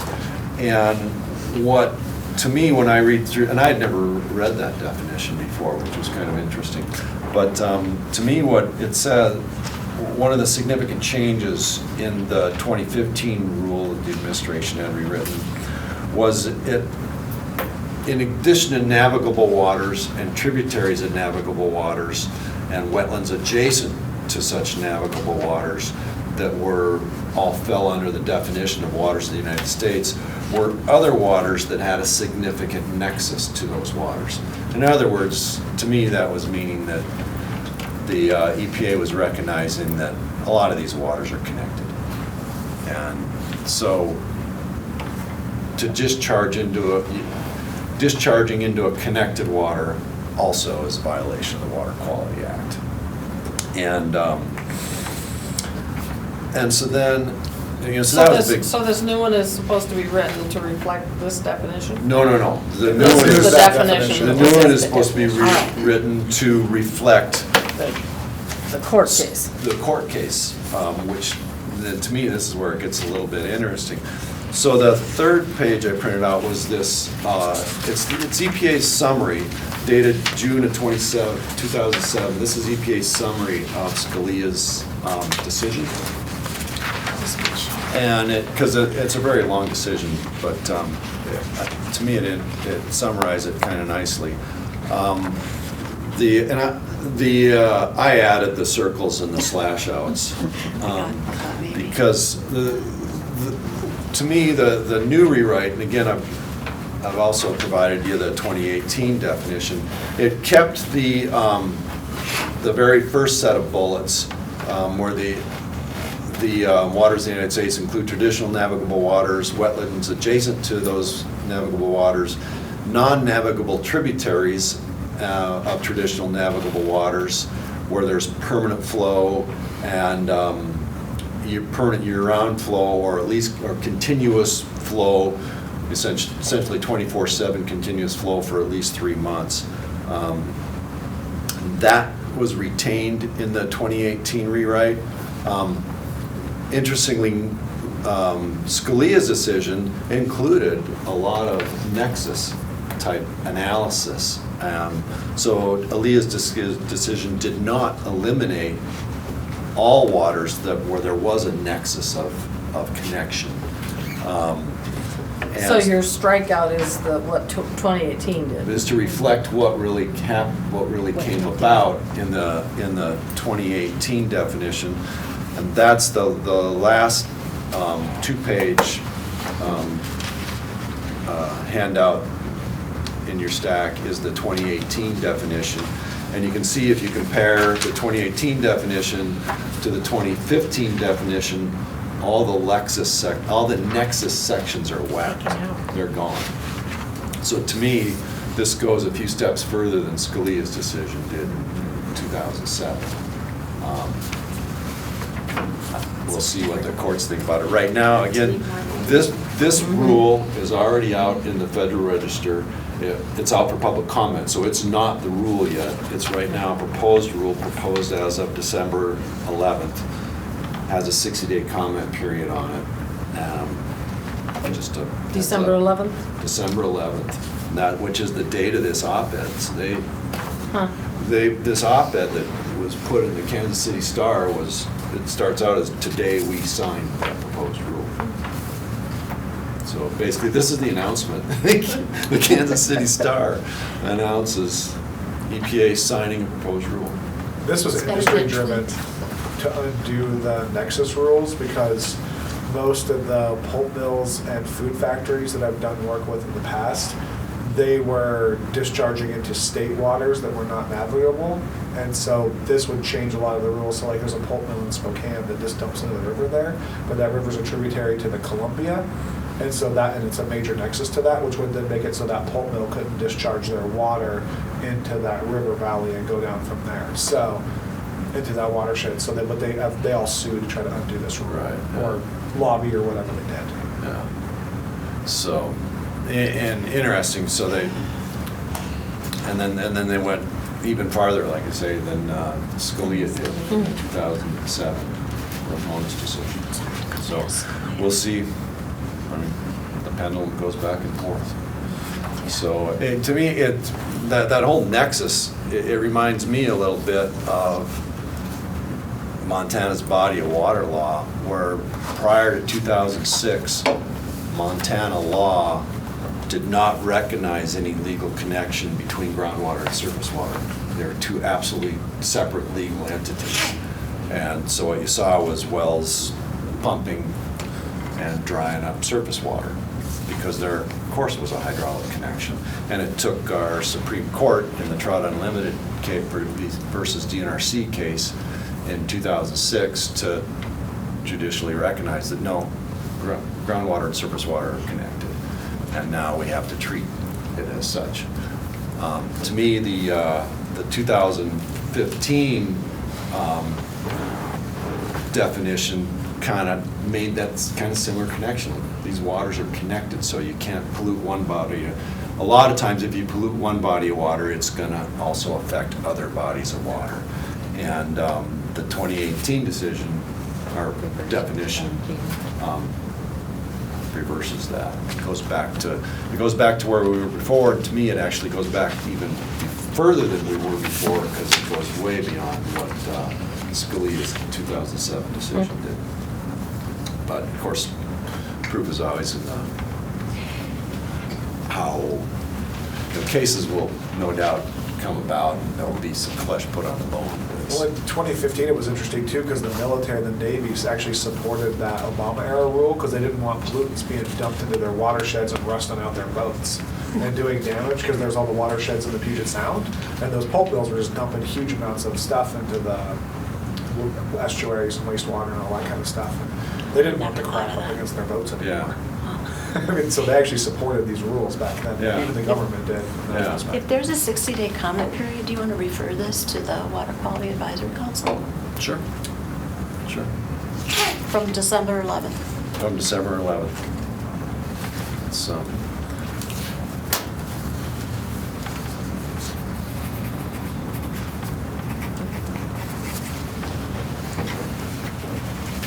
Get that on the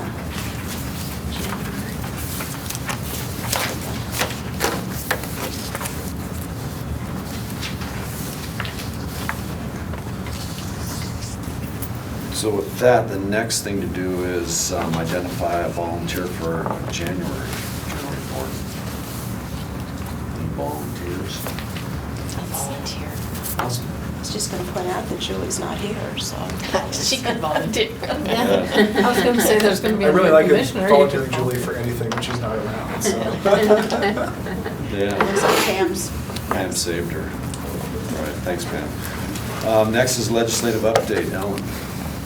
We're watching a couple of, I can't say they're bills yet, they're bill draft requests. There's not even language associated with them, so we're doing that both through the county.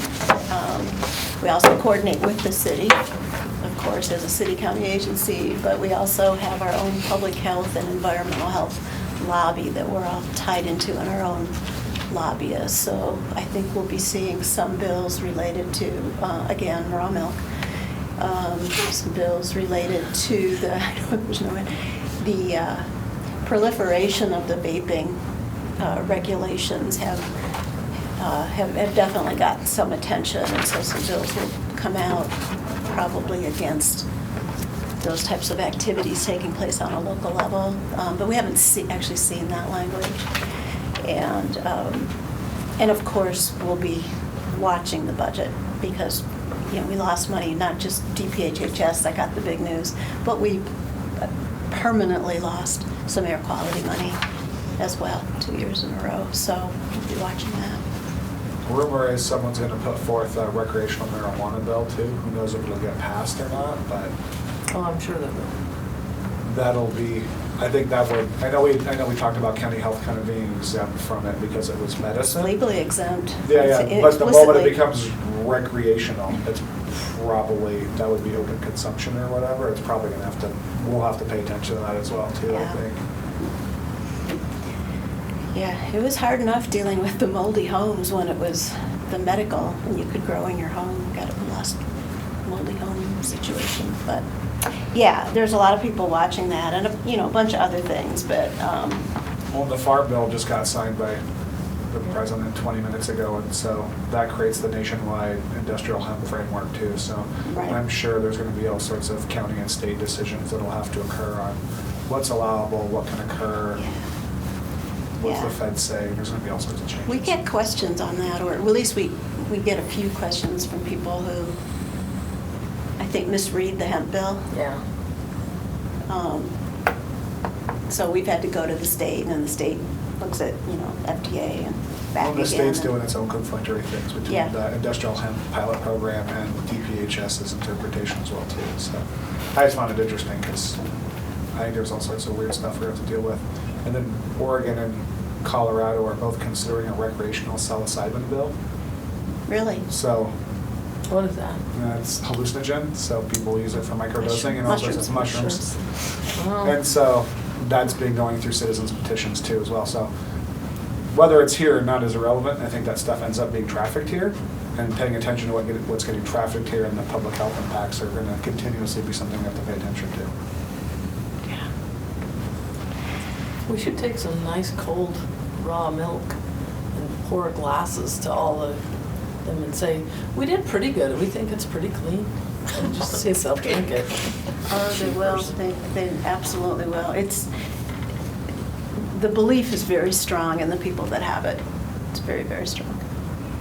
Yeah. The legislators. The raw water one in California last year just cracked me up. Yeah. How much people were paying for water that Yeah. hadn't been treated. $36 a liter. We had that one about 10 years ago, and we were all saying, if it Yeah. passes, you could get a real whiskey ditch again. But Nothing's stopping you from. you can go out now and get a whiskey Going up ditch to a if you want. ditch. At your local bar. That now can have whatever. Yeah, it's Yeah. less clean than it was Because it's- before. Right, it's not part of the nexus. I think it's just important to pay attention to just from a public health perspective Yeah. because Sure. as this stuff Sure, goes through, sure. it might impact Yeah. ERs or public health or. I think we'll be primarily in a defensive mode on just about anything that I'm aware of right now. That's usually where all our energy goes, is in the defensive mode. So I'm not looking forward to it.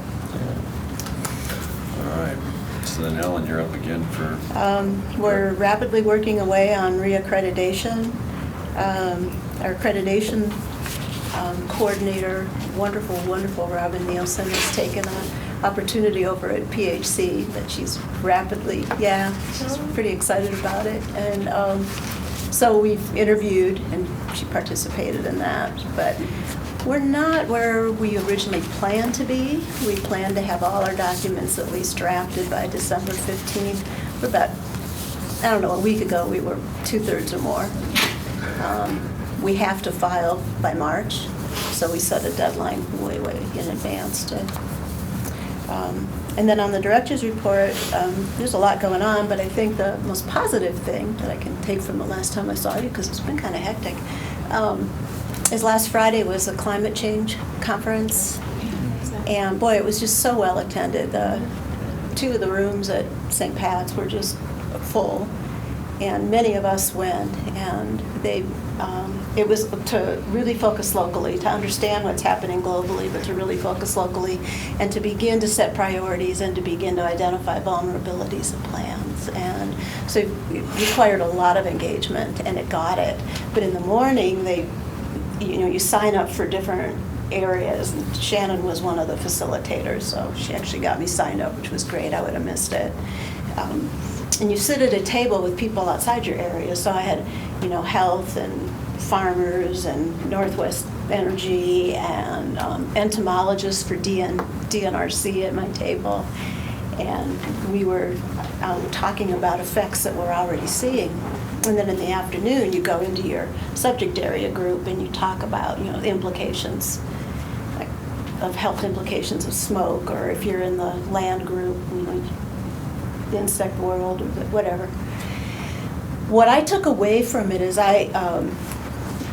everything's very much framed, and this is actually the feedback I gave on my evaluation. Climate discussion tends to be framed, and what I've seen is future, and it's near future, and it's near future, and it's getting closer and closer. But when I sat at the table and heard from Northwest Energy, heard from the entomologist about, when we go into it, what they're seeing and not seeing with the insect world and the bugs and the trees, and even with the farming group and what they've already seen that is related to all of us think that is effects of climate change and the instability and extremes that we're seeing. My input was, we need to talk about it as a now thing. The evidence is there in Missoula, Montana, as a now thing. And certainly there's more future issues, but there's no reason to not, in my opinion, to frame it as now. Yeah, look outside. Like Seattle. I'm sure that's not a profound thought, but that was my takeaway. But it was excellent. It was really good. So. All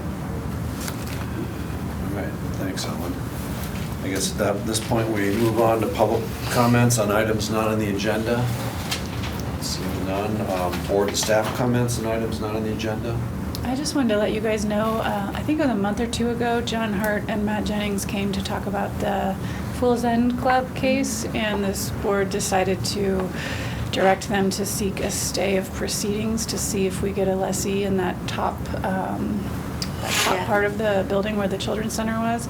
And they did file a request for a stay, and the court granted it, so it is currently stayed, which is a good posture for us to be in. Excellent, thank you. And also in the sewer board case that was brought by Don Larson, is that right?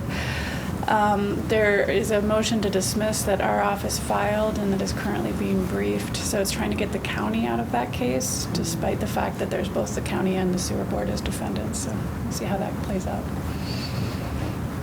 Thanks, Ellen. I noticed that our update on retail vaping restrictions disappeared. I hope that that's an agenda item we get to talk about at some point. Yes, Martha had Julie Armstrong email. She simply wasn't ready to present, so she is planning to come at a future meeting. And then I'll just give a little report on the, well, we can do it under the next one for the CWC, or I'll give it there. Okay, all right. So with that, we will adjourn as the Board of Health and convene as the Water Quality District Board. And our first, I think we'll combine the first two items to approve 4 sets of minutes listed in those first 2 items. As Julie filled me in, we thought we had approved a couple of those sets of minutes by teleconference, but it turns out we didn't have a quorum, so that's why we're, For water, we Because we need 5. require one more. Yeah, we only had 4. yeah. So Dr. Stinger actually made a motion on the 13th to approve the July 21st and September 20th sets as submitted. We just need to make that motion again now that we do have a quorum. Yes, As a December essentially have that motion on the floor for the December 13 and the June 21 minutes. I'll make that motion. Well, I think, or did you want Dr. Stinger to make? I would be happy to move that we approve those 2 and the other 2 from November and December. Let's just do it all. Perfect, there we go. Public comments on the motion on the floor. Or staff comments on the motion. Seeing none, all in favor, say aye. Aye. So moved. Thanks, Rob. I have a procedural question. How long do we have to approve minutes? I mean, like, I just- A year. Okay, I just was like, I was looking at this and I'm like, are we gonna get in trouble? Although I don't know what the trouble would be. We're trying to get out of We're trying to trouble, get out. except there is no That's what the definition. new That's what system the will new keep us from system doing is. this. I was also just sort of, as we were going through this, trying to find where somebody from the public would access our minutes. I couldn't find them online anywhere. They Where would- are. They're going into SharePoint They and then we'll are. get connected. Okay, Of course, we have sets we're still loading, but there are many sets that are loaded. If you go to the Health Department's website, there's a page for boards and councils. There is a page for agendas and minutes. So if you're searching and that's not coming up, we can take a look.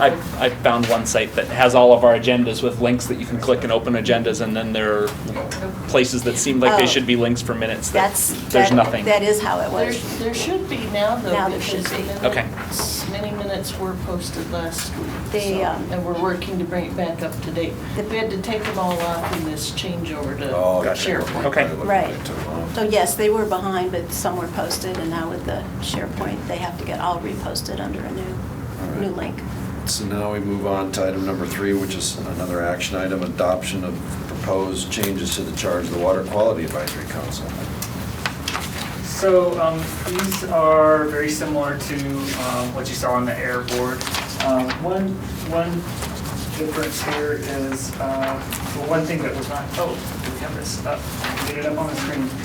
So under public participation and open meeting requirements, you brought up the closed meeting section, and we did not have that proposed for revision, but I have not participated in the 16 years that I've been on the council. I've never seen one closed, so let's see that as, you could propose that being. I think we'd like to strike it. Stricken? Yeah. If you had, in my experience, we go back to 1987. Okay, so there. You never posted it. Never seen a closed one? Okay. No. And again, we're talking about posting the schedule, the time, date of the meetings, publishing for obvious reasons. I guess the substantive changes are under process. We just specified that all proposed water quality regulations be reviewed by the council prior to going to the district board, the health board. That's been practice, but it just was not in the charge. That would be for like the water quality ordinance, which is a city ordinance administered by the county, or if the district adopted an ordinance and then health code changes. Oh, thank you. So we can follow along. I have a question on the valley thing. Does that change on that term really actually make a real difference for what you're doing, or does it actually something substantial? No, it doesn't. That's just the name that's officially designated in the interlocal agreement, so it's. Somewhere along the line, That's what it was when it was yeah. I just wanted to make sure it didn't Yeah. get remove jurisdiction or something. So. Yep, so our official, your official name is Missoula Valley Water Quality District Board. The advisory council is Missoula City County Water Quality Advisory Council. It gets confusing, but we're trying to get it straightened out. Under process, the council wanted to be able to bring some things of their own, initiation to the Board of Health and the City County, the Missoula Valley Water Quality District Board. I'm sorry, I'm trying to find. You're right, keep going. Am I right? Bottom of page. Number 2 under process. Keep going. Keep going. Almost there. There we go. There you go. Okay, thank you. And then we changed secretary to program support specialist. There is a staff liaison. I'm the staff liaison for that council, but our program support specialist gets the agendas out and minutes out and keeps the council organized. Then we added a section on how agendas are set. So there was some confusion on how that actually gets done, and it's fairly informal. Somebody can suggest something by email to me or the staff, the chair of the council. And let's see, the only other thing is under membership. The staff liaison is actually a member of the council. It's a pretty big council, 20 people are on it, and can vote, which I learned, but cannot hold office. So that's specified under number 5. That is about it.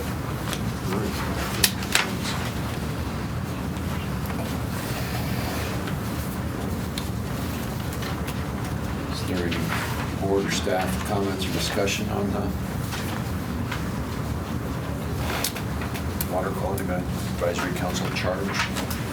I move we adopt the proposed changes to the charge for the Water Quality Advisory Council as presented and amended today. Would that include the, just for clarity, Deletion, yeah. Yeah, that includes a deletion in paragraph 2, I guess. Yes.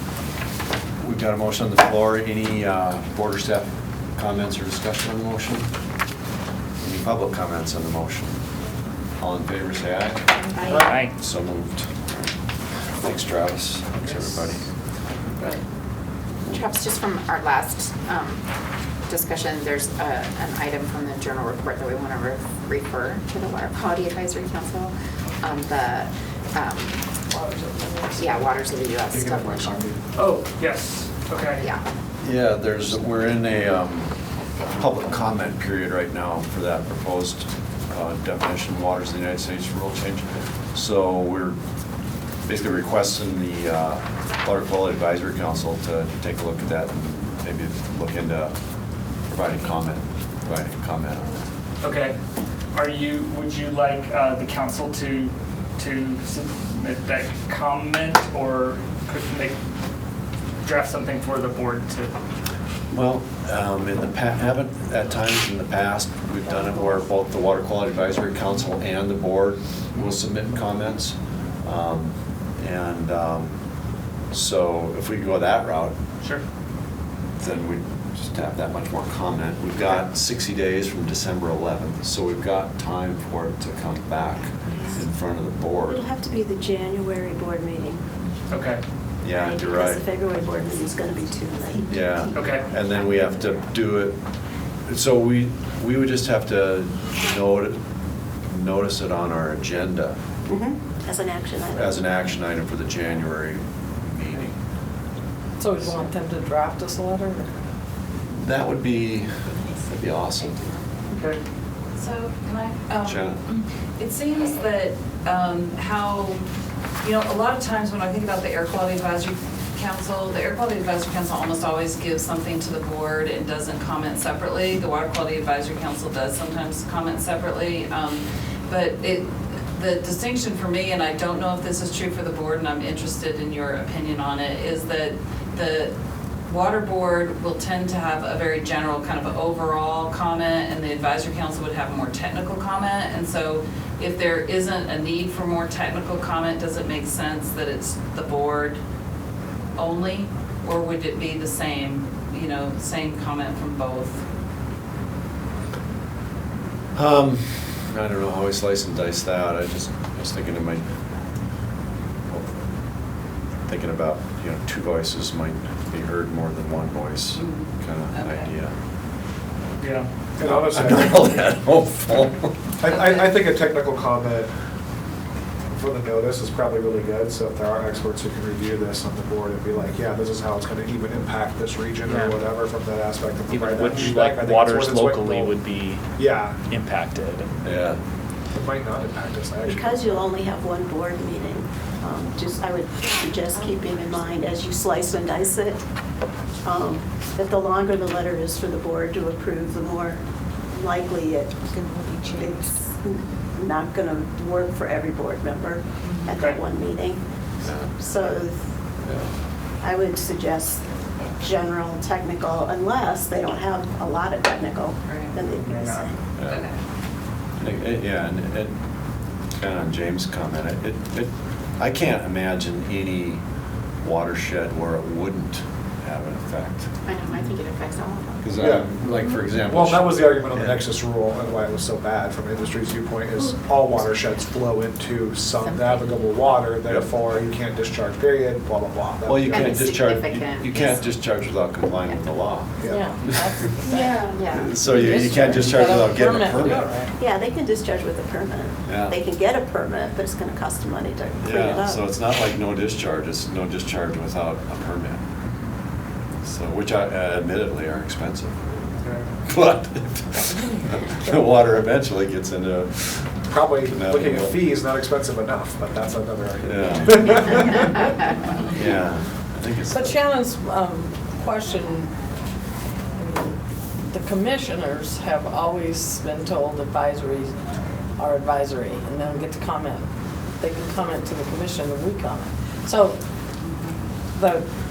that's come from the county attorney's office. I've always thought it was interesting that some of these advisory committees to this board have commented on their own, so it might be Yeah, that something we history need to has look at. gone back and forth, Yeah. and I don't know what the correct one is. I know what the current expectation of the members is, and I even recall a few times when, Oh, well, we have Where- 7 advisory community Mhm. councils who don't like being told they can't comment Mhm. on their own.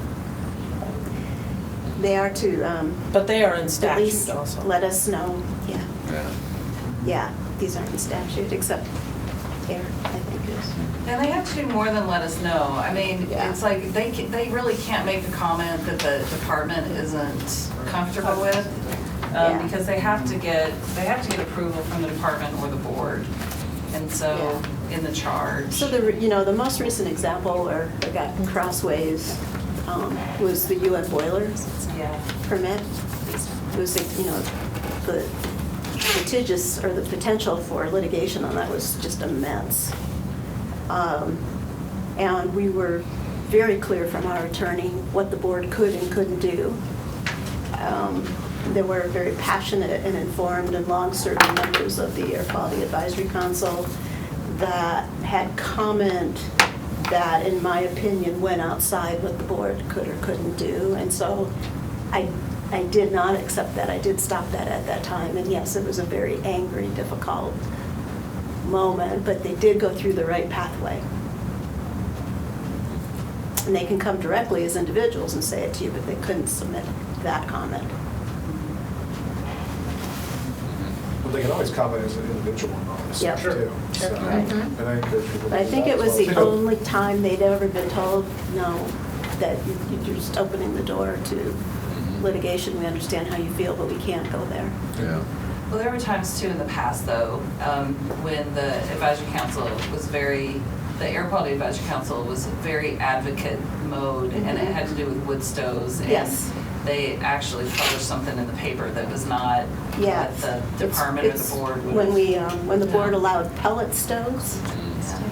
the Yeah. but not stick stoves, and they want no stoves. And that's So that was partly what the another- charge is trying to address, because it is interesting, Jean, that you know, the two advisory councils are different. The Air Quality Advisory Council really doesn't make comments on their own. But they've tried. Yeah. Yeah, for sure. They don't do it anymore. They're still mad at me. Yeah. All right. So, is that, I lost track of where we're at on the agenda. Are we still Public at? comments. Is- We've already done, have No, the air Their water quality. quality. Advisory council update? have you done the update yet? I have not. I didn't no, think you you did. did. Sorry. Maybe we No, could- no, I that's, thought I was taking on to the end of it. oh, that's okay. So we met last week. We had folks from DEQ standards section talk about proposed changes to DEQ 7, which sets standards for groundwater and surface water. And typically those are on a 3-year cycle to be reviewed. This has been, this review was at the request of the remediation division, and it comes 1.5 years early. And they're adding, let's see, six compounds to DEQ 7. 2 of these are, they're perfluorooctane sulfonate and perfluorooctanoic acid, which are fire retardants. Military bases, right? Yeah, that are very persistent and have been found in association with places where retardant is put down or used. There also has been standards set for an herbicide, dialate, dioxane, which is a solvent.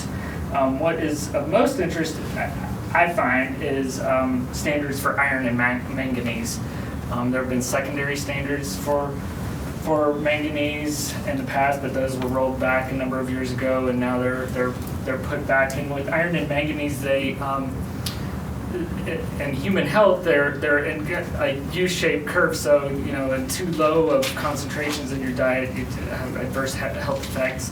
And then there's the sweet spot in the middle, and then when you get too high on either of those, you start seeing adverse health effects. And so with manganese, that has neurological effects on newborns at 100 micrograms per liter. Interestingly enough, at Smurfit-Stone, we're seeing 30,000, 50,000 parts per billion in manganese. Manganese can be naturally occurring, and it's distributed throughout the state, but those are some of the highest that we've seen. What's that? Old rusty metal. It starts leaching from the alloys and stuff, right? Well, it has to do with the conditions of the groundwater too, the anaerobic conditions. But yeah, it could be sourced from the metal. Also, manganese is a discharge, a discharge of paper mills too. I'm not sure if it's sourced in the wood pulp or what the route that they can transport of that metal is, but yeah, that was interesting, and they're accepting comments on that through February 8th. And then the DEQ non-point source program, I think I mentioned at last month's meeting, they're targeting a lot of their non-point source money for restoration projects towards the Bitterroot River. So that pot of money, about 50% of it, up to 50% of it will be designated for the Bitterroot River of all the money spent across the state. So that's interesting. They're looking for ideas for projects, and we had a handful of them to give them. And is that for NPK reduction, or what is that? So the Bitterroot River is impaired for sediment and temperature. Okay. And a lot of that goes hand in hand with riparian Trees, riverbank stuff. Yeah, exactly.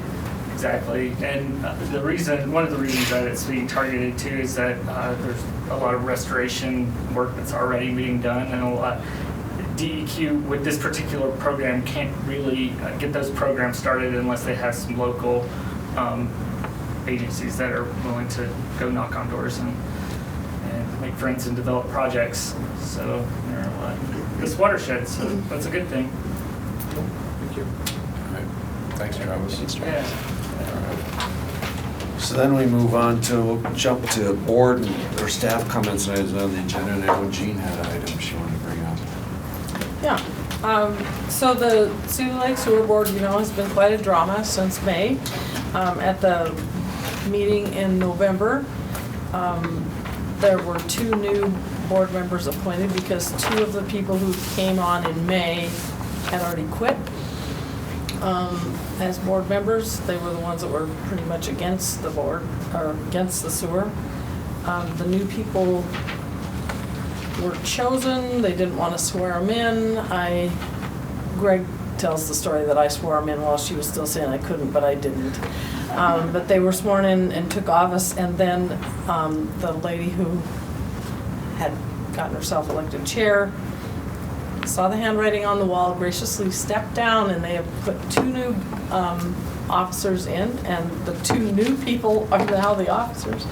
And the one guy just runs an amazing meeting, so we're all on track there. Good. One brief shining moment. Yeah, so there's now 4 people who are in favor of the board. They meet tonight. And the lady who isn't really supportive, cars broke down, so she won't be there, so. Anyway, I'm not going tonight. Greg Robertson has, of course, is really the reason why we're to the point we are now, but he has resigned from Missoula County. He has taken a job in Oregon, so there will be some big transition. I'm going to their transition meeting, which is January 2nd. And there is interest, I've gotten information from Travis, but there's interest again in the Sealy community to look at a water quality district for that Clearwater watershed. And so after the first of the year, we'll probably work on that. What are the steps and how do we, start that whole process, so. That could help other folks who aren't actually in the sewer district pay for water quality stuff in that community, and because they're all part of the waters of the U.S. They're all definitely related, so. Good news, and it should go to bid as long as if it was Debbie doing the job, we'd know it would be getting done, but as long as the engineering firm that's working on it gets their stuff ready to go, it should go to bid in February. Wow, that's great. That's exciting. Yeah, very exciting. All right. Random point on the manganese, it's a bleaching chemical for bleaching paper. So they used it as a catalyst to improve paper bleaching. So Thank you. I couldn't figure out where it came from and it was driving me nuts. So. Give it a Google. Yeah. Could be coming from one of those barrels, it's very. Yeah, right. Most likely, Some of those yes. barrels that they won't measure. Any other board or staff comments on items not on the agenda? All right, any public comments on items not on the agenda? Seeing none, we will adjourn as the Water Quality District Bureau, Water Quality District Board, and all 3 boards. Thank you, everybody. Busy meeting. Well, it looks like I got a couple things.